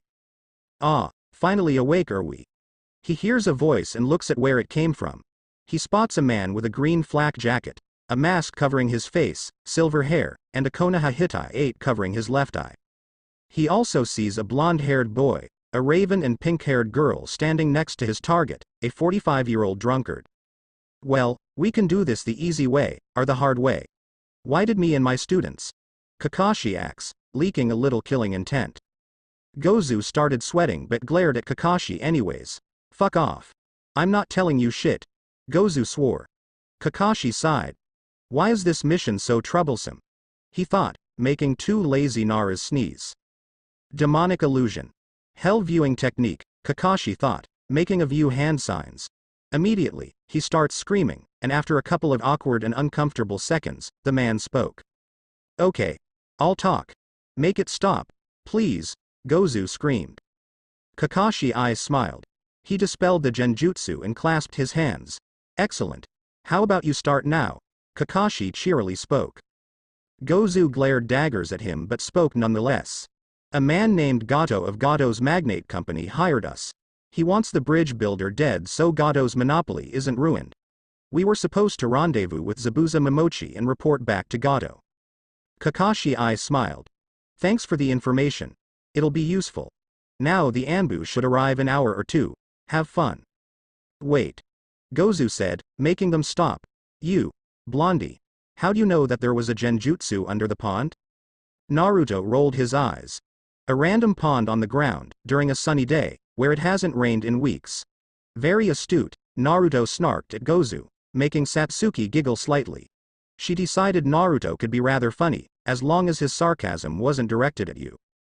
Naruto was drawn to Satsuki's melodious giggle for a second, before shaking his head, wondering where that came from. They left afterwards, paying zero attention to Gozu's swearing and Maizu slowly waking up. Time skip a couple hours. Tazuna explained his situation to Team 7. Right before Team 7 versus Zabuza Momochi. Naruto heard some rustling from the bushes, and threw a kunai at where he heard, alerting everyone else, and he saw a rabbit stumble. Naruto. How could you? It's just a poor bunny, Sakura screeched. Sakura, shut up. We're ninja. If you can't kill a bunny, how do you expect to kill real people in the future? He asked her, making Sakura pale, but Kakashi was focusing on something else. The rabbit's fur is brown. The only time that happens is wintertime, meaning the rabbit is domesticated. That means its purpose is substitution. And as if on cue, he heard whirling. Everyone duck. Kakashi screamed. He ducked, pulling Tazuna down with him. Sakura ducked instantly, and Naruto pulled Satsuki down, making her blush slightly. Why is the dobi so warm? Wait. Why am I even thinking of that? She thought, unknowingly turning even redder. Thud. A large cleaver, known as the Kubikiribocho, landed, cleaved to one of the trees, and Zabuza walked to the tree and plucked his blade out.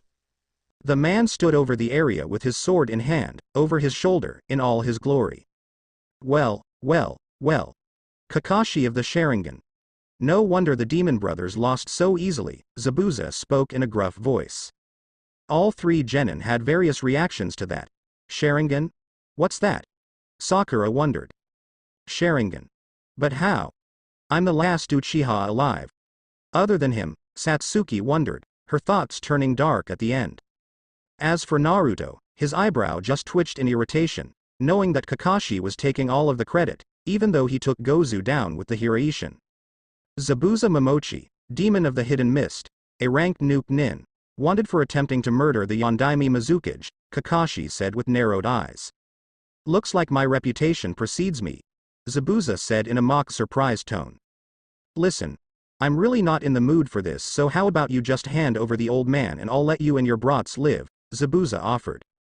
Sorry, but we won't be abandoning our first real mission, Satsuki replied with a smirk. Ha! They're a bunch of rookies too. How pathetic. Zabuza taunted, making her seethe. Naruto, Satsuki, Sakura. You three guard Tazuna. Zabuza is above your skill level. Naruto knew there was no use complaining. Sahi, Satsuki and Sakura did a manji formation around Tazuna, albeit reluctantly.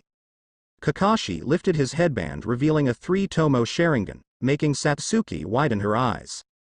Naruto cursed. He knew now there was no way he could risk using the Hiraishin with Kakashi's Sharingan now active.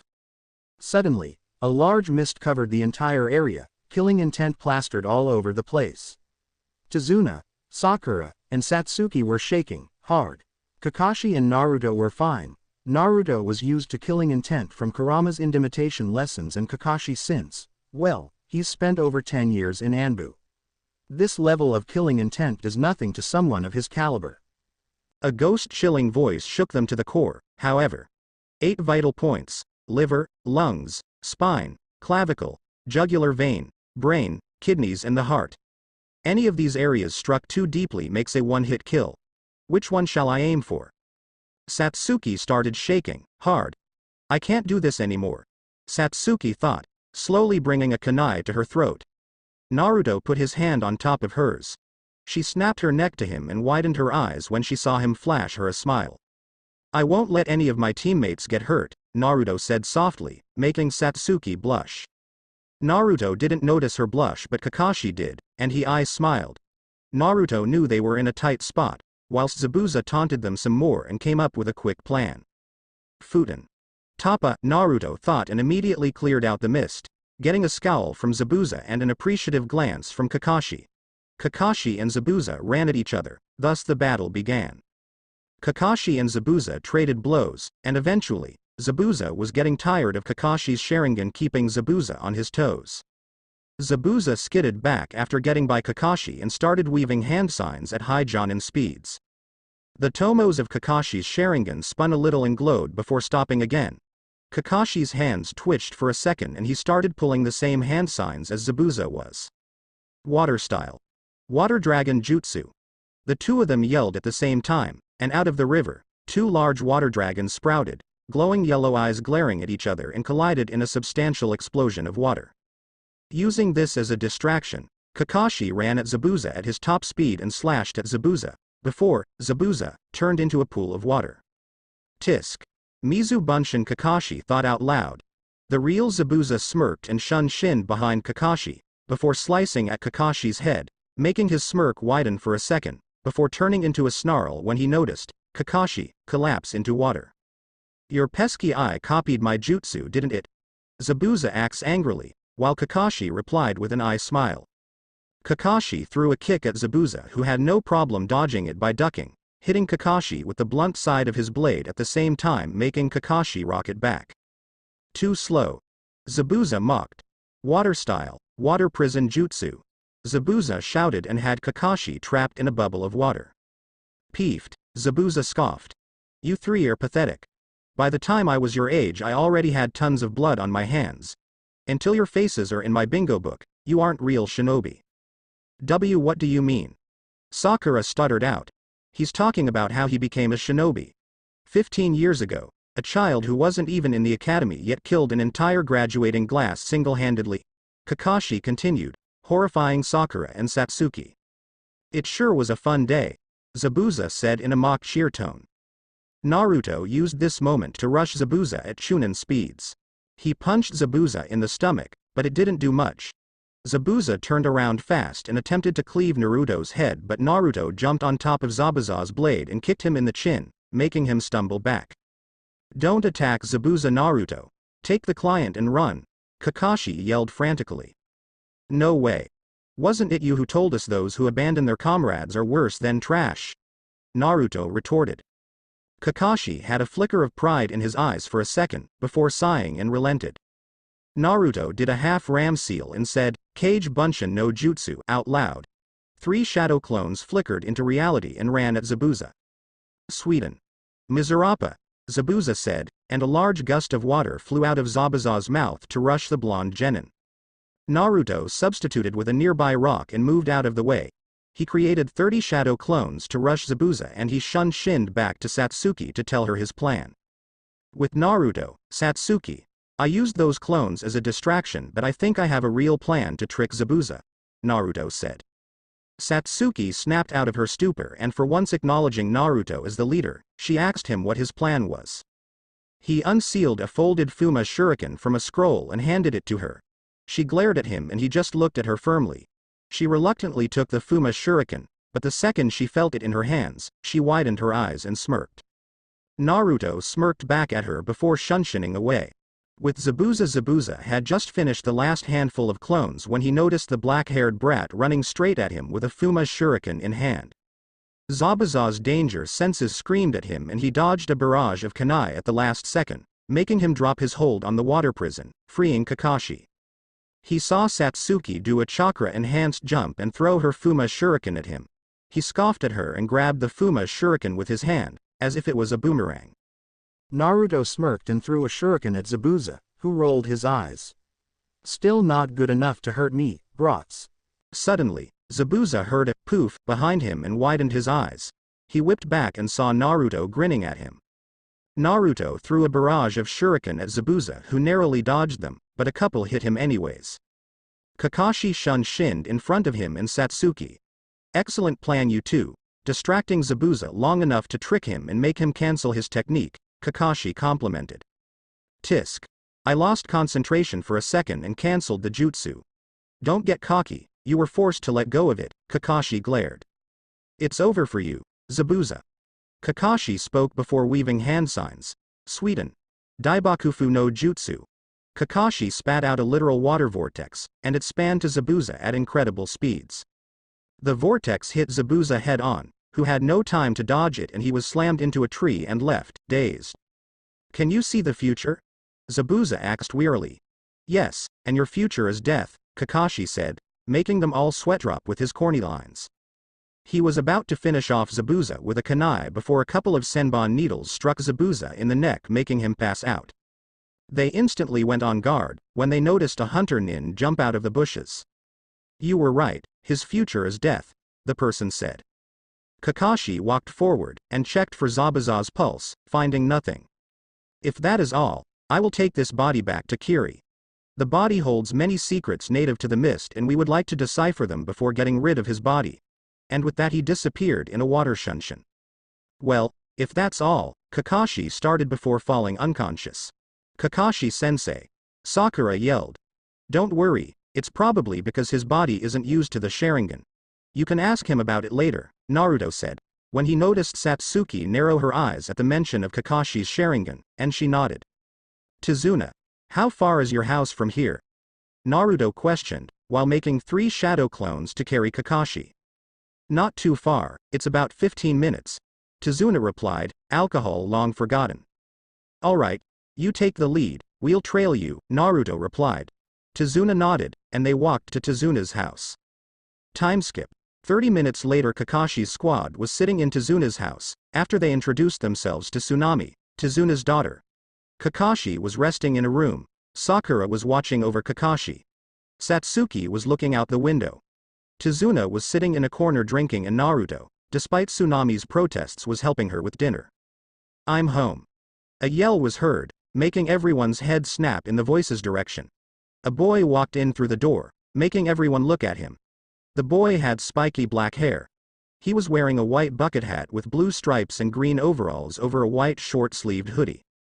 The boy looked like he was glaring at everything, but his eyes brightened when he saw his grandfather. Gigi. The boy exclaimed and hugged his grandfather.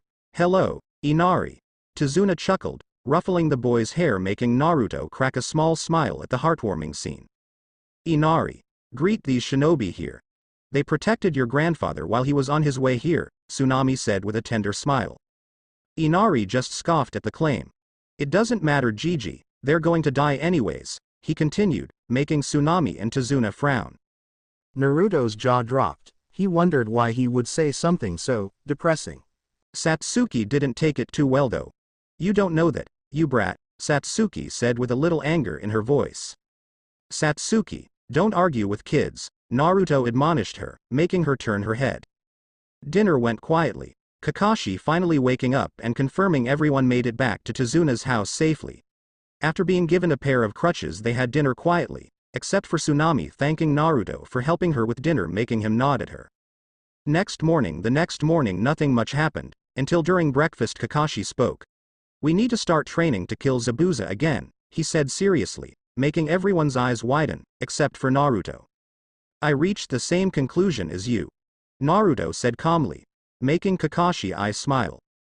What are you two babbling about? Zabuza died 2 days ago, remember? Satsuki said with a light glare, Sakura nodding frantically. Actually, Zabuza probably isn't dead. The weapons that the hunter nin were senbon needles. Those are used in acupuncture to put people in near-death-like states, which is why I felt no pulse coming from Zabuza, Kakashi remarked. Plus, Kiri hunter nin are supposed to cut off the head and burn the body immediately, Naruto commented.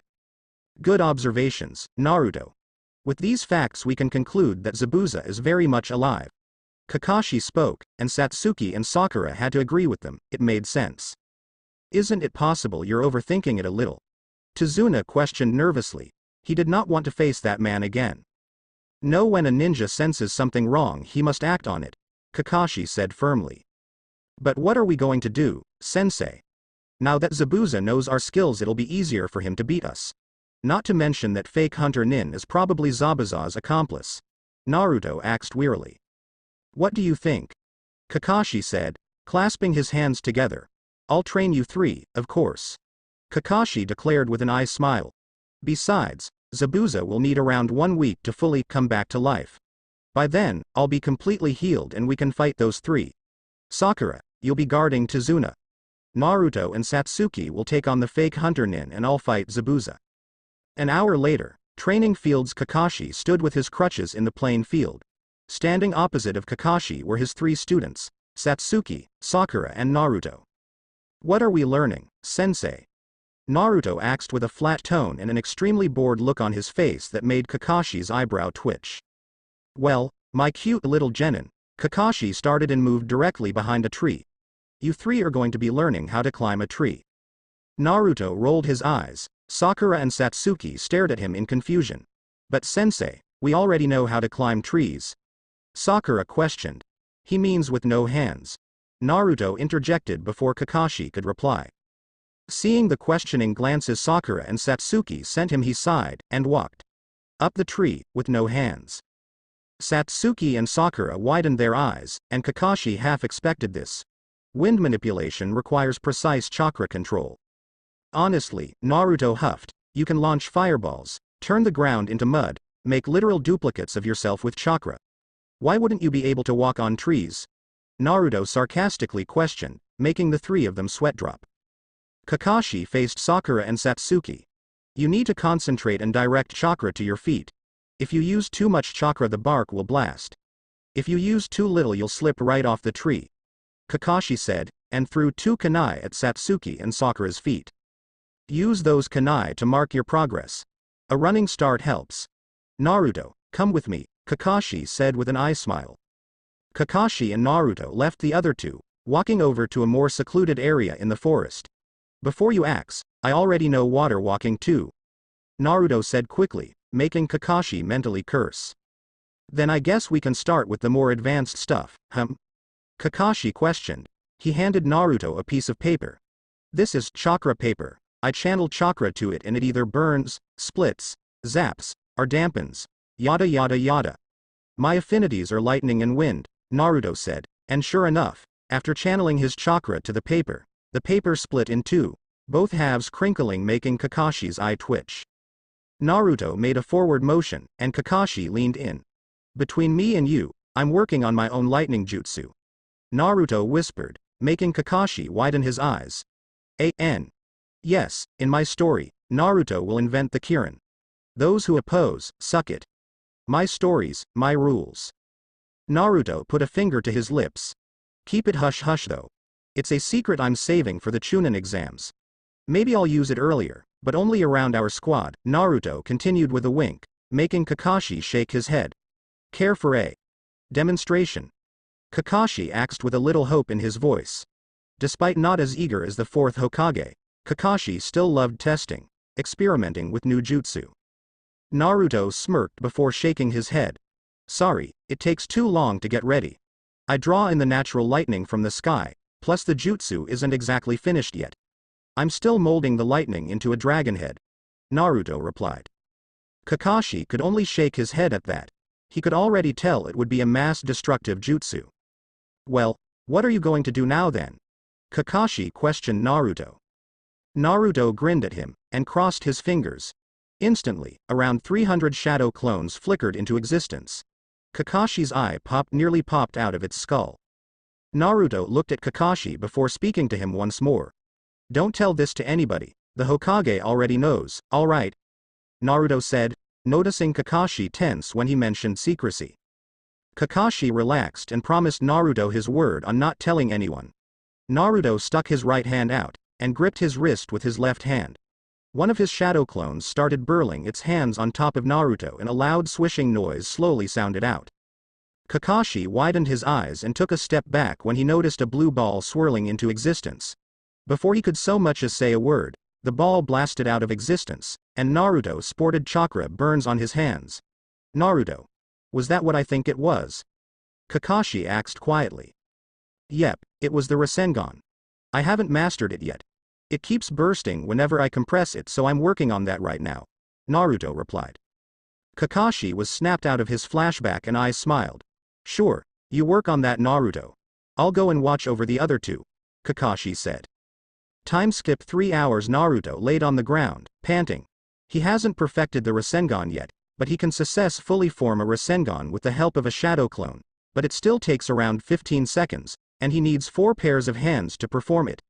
Tomorrow he would practice shortening the time to 5 seconds, and from there he would try to form a Rasengan with 2 hands, then 1. Back to the present, Naruto ended his gruesome training with a ton of his shadow clones. Needless to say, he came out the victor due to the fact that Kage Bunshin dispel with a single hit but still sported massive bruises everywhere. In Naruto's mind, however, the real win didn't come from defeating the clones. The real win came because he managed to find holes in his taijutsu stance, and fix them. He could tell his taijutsu improved by leaps and bounds. After a couple more minutes, he decided to head back, but went to check on the other two first. He walked over to the forest. He remembered Sakura and Satsuki were, at a leisurely pace. He was mindlessly chatting with Kurama while walking, and soon enough he spotted Satsuki. He raised an eyebrow when he realized Kakashi and Sakura were nowhere to be seen, and he walked over to her. "Where are the others?" Naruto asked, making her snap her head in his direction, but she subconsciously softened her gaze when she noticed it was Naruto. Naruto, the dense blockhead, didn't realize it, but Kurama did and mentally chuckled. She glared at the tree again, trying to burn holes through it with her eyes. Naruto realized he liked Satsuki better with a smile on her face, rather than a frown, and wait. Where did those thoughts come from? He wondered and shook his head. Sakura already mastered the tree walking. She's doing the water walking right now. Satsuki spoke bitterly. Ah. So that's why she's upset. Sakura has low chakra reserves, so it's easier for her to master tree walking. You, on the other hand, have Chunin level reserves, so it's obviously harder for you, Naruto lectured her. Satsuki couldn't help but smile at him softly. He always finds a way to make her happy, no matter what. Satsuki just shrugged and went back to her tree walking. She kept king and huffing whenever she fell, and eventually Naruto gave her advice. "Don't get angry," Naruto started, making Satsuki raise an eyebrow. "Take deep breaths while attempting the exercise. Chakra is a mix of one's physical and spiritual energy, so by keeping your heart rate steady, and emotions under control. It'll keep your chakra flow steady as well, and the tree walking will be easier. Naruto spoke softly. Satsuki decided to take his word for it, and after a couple deep breaths, she ran up the tree again, and this time she managed to get to the top and blinked at how easy it was. Come on, we should go back now, it's getting late and the others might be worried about us, he told her with a small smile. She smiled back at him, and the two of them walked back together. Time skipped 3 days later, 2 days before the battle at the bridge. Kakashi's squad and Tezuna's family were eating dinner at Tezuna's house. To say it was eventful would be to say the least. Well, the bridge is almost complete. But I have a question. Not that I'm not glad, but why would you stick around even after I lied about the mission? Tezuna questioned. Kakashi crossed his arms and replied. Not doing the right thing when you know it's right is something a coward would do. A friend of mine once told me, those who break the rules are scum, but those who abandon others for the sake of a mission are worse than scum. Besides, Satsuki started with a smirk. Now we can brag to the other genins that we went on an A-ranked mission, she commented, making Tezuna bark out a laugh. Dinner went on with mindless chatter. Everything was going fine, except for Inari, whose eyes were shadowed by his hair. He looked at Naruto, and saw he made another joke, making the others laugh again. He couldn't stand it. Naruto looked like he had no worries at all, completely carefree. He had flashbacks of his father Kaiza playing with him, saving him, protecting him, and then Kaiza being publicly executed, which snapped him. Slam. Everything whipped their heads in Inari's direction. He slammed his fist on the dinner table and was currently glaring at Naruto. Naruto, noticing this, raised an eyebrow. You alright, Inari? He asked him. Why do you try so hard? You can't defeat Gato. The weak will always lose to the strong. You're right. Naruto started. The weak will lose to the strong. That's why Gato and his men will lose. Shut up. I'm sick of you acting so carefree all the time. You're always fooling around all the time. You don't know a thing about suffering, or how hard life can be. By the end of his rant, his eyes were watering. Kakashi flinched. Saying Naruto didn't much about suffering was the understatement of the century. His medical records were proof of that. Naruto widened his eyes and immediately shut them. Before anyone could say another word, the temperature in the room went down, making it chilly. When Naruto snapped his eyes open, they were red with slits, scaring everyone and putting Kakashi on guard. Look at you. Bitching about your life, Naruto whispered, yet everyone heard him perfectly. Tsunami and Tezuna were shocked that someone so kind-hearted held so much fury. Telling me I don't know how hard my life can be. Naruto started. At this point Inari turned pale with fear. Naruto stood up abruptly, and Sakura, despite being scared shitless, tried to stop him. Naruto, that's uncalled, and immediately shut up when Naruto directed his gaze and wrath at her. Shut up, Haruno, he repeated, making her nearly start shaking with fear. You sit here at your house, with a grandfather who's trying his best to bring hope back to your country and a mom that cooks for you, and cares about you. I didn't even know who my parents were until I turned 6. Were you kicked out of the orphanage the moment you learned how to stand on your 2 feet? Were you beaten, and hated because people thought you were a demon in human skin? Were you attacked nearly every day? There are people younger than you, who have it much worse than you ever have. His voice taking a demonic edge at the end. And he had a dark contentment in seeing everyone pale at him raising his voice, even Kakashi. Even though his tone was aggressive, his actions were anything but. He gently pushed his chair back, and walked out the door. He stopped but didn't turn around. I'm working some of my anger off. Don't follow me, Naruto said in a blank tone. Kakashi-sensei. Sakura said after a moment. Naruto was making that up, right? None of that really happened, did it? You're right, Sakura. None of that happened, Kakashi said with an eye smile, making everyone release a breath they didn't know they were holding. That was the sugar-coated version, he replied, keeping his eye smile, making the others widen their eyes in horror.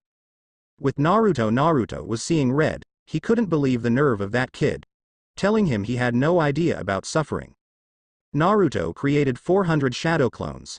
Mass battle royale. Anything is allowed. Keep the jutsus below B rank though, Naruto said. The clones all gulped. Not even Naruto himself wanted to face his own wrath. He ran at the clones with the intent to cause mass havoc. He drove through the clones like butter. Most of them stood no chance against Naruto, but a lot of them got lucky hits on him, like scratches on his cheek with kunai, or punches to the chest, but he never stopped running at them. He launched a massive fireball into the sky, and the clones backed off before firing water bullets and lightning pillars at him. The real Naruto drove through him a little, and there were currently 250 left. The clones all started attacking Naruto with the intent to kill. Naruto attacked the clones, before flaring his chakra pushing the clones back. The sky turned gray and clouds covered the sky.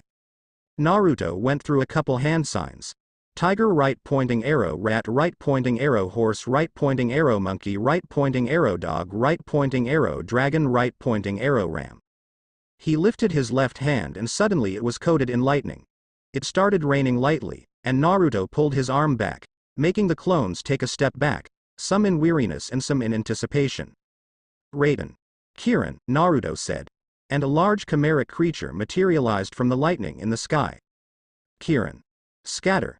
Naruto pushed his arm back and pointed at the clones. The Kylin roared and dispelled, before materializing again and launching itself at the clones. All Naruto saw was a large blue flash, before instantly all 200+ clones dispelled.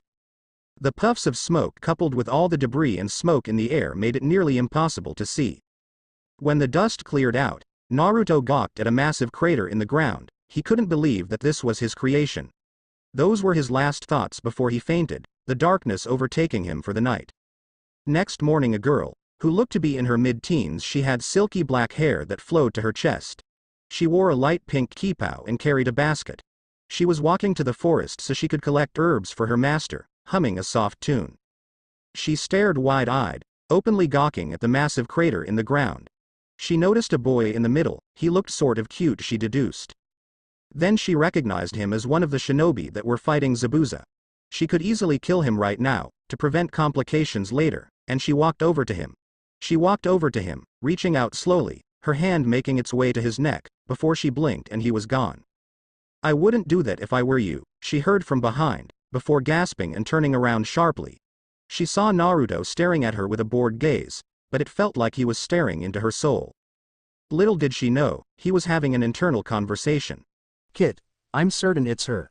This is the fake hunter from yesterday. I recognize her scent," Kurama said to Naruto with narrowed eyes. "I reached the same conclusion you did.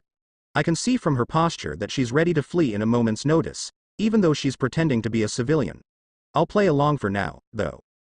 "What are you doing here?" Naruto asks in a blank tone. "I was collecting some herbs for a friend. He's sick, you see," Haku told him softly.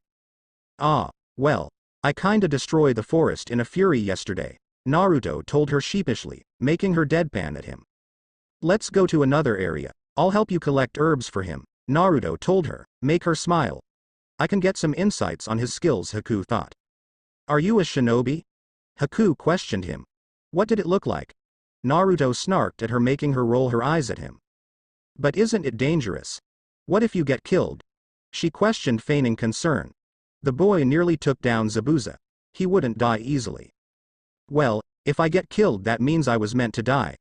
There's no use trying to escape my death. Besides, the moment I put this headband on, I was ready to die," Naruto lectured her softly. She looked at him with curious eyes. "Why do you fight? Do you fight for your precious people?" she asked him, and his thoughts immediately went to Satsuki, before going to Ayame and Tuchi, and the third Hokage. "That's right. I fight to protect those who I care about, and those that can't protect themselves," Naruto stated firmly, but more to himself than her. She gazed at him with a look in her eyes akin to respect. "Then you will become strong. I believe that when one has somebody to protect, that's when they truly become strong," she told him, making him widen his eyes for a second, before he smiled at her. At Tizuna's house everyone was eating breakfast, Naruto's stunt forgotten. "Has Naruto returned yet?" Satsuki asked Kakashi, who gazed at her. "No, not yet. I was going to get him after breakfast," Kakashi told her. "It's fine, I'll get him now. The idiot's going to miss breakfast," she told him, walking out the door, and everyone went back to eating. Satsuki sensed for Naruto's signature and located it a couple hundred meters away and ran over to his direction. She saw him talking to another girl, and making the black-haired girl giggle softly with one of his jokes. This made her feel slightly angry and jealous, for some reason. She wondered why she had those feelings. She observed them interact for a little longer, and when the girl left, Satsuki walked up to Naruto, glaring at him. Who was that girl? She demanded, making Naruto raise an eyebrow. Why do you care? He asked her suspiciously, making her blush a little, but she huffed and crossed her arms. I don't, but it might be an enemy, so I should know these things, Dobi, she told him angrily. Oh really? 'Cause you're acting like a possessive girlfriend right now, Naruto teased her with a smirk, making her face turn red. It's nothing like that, Baka, she sputtered.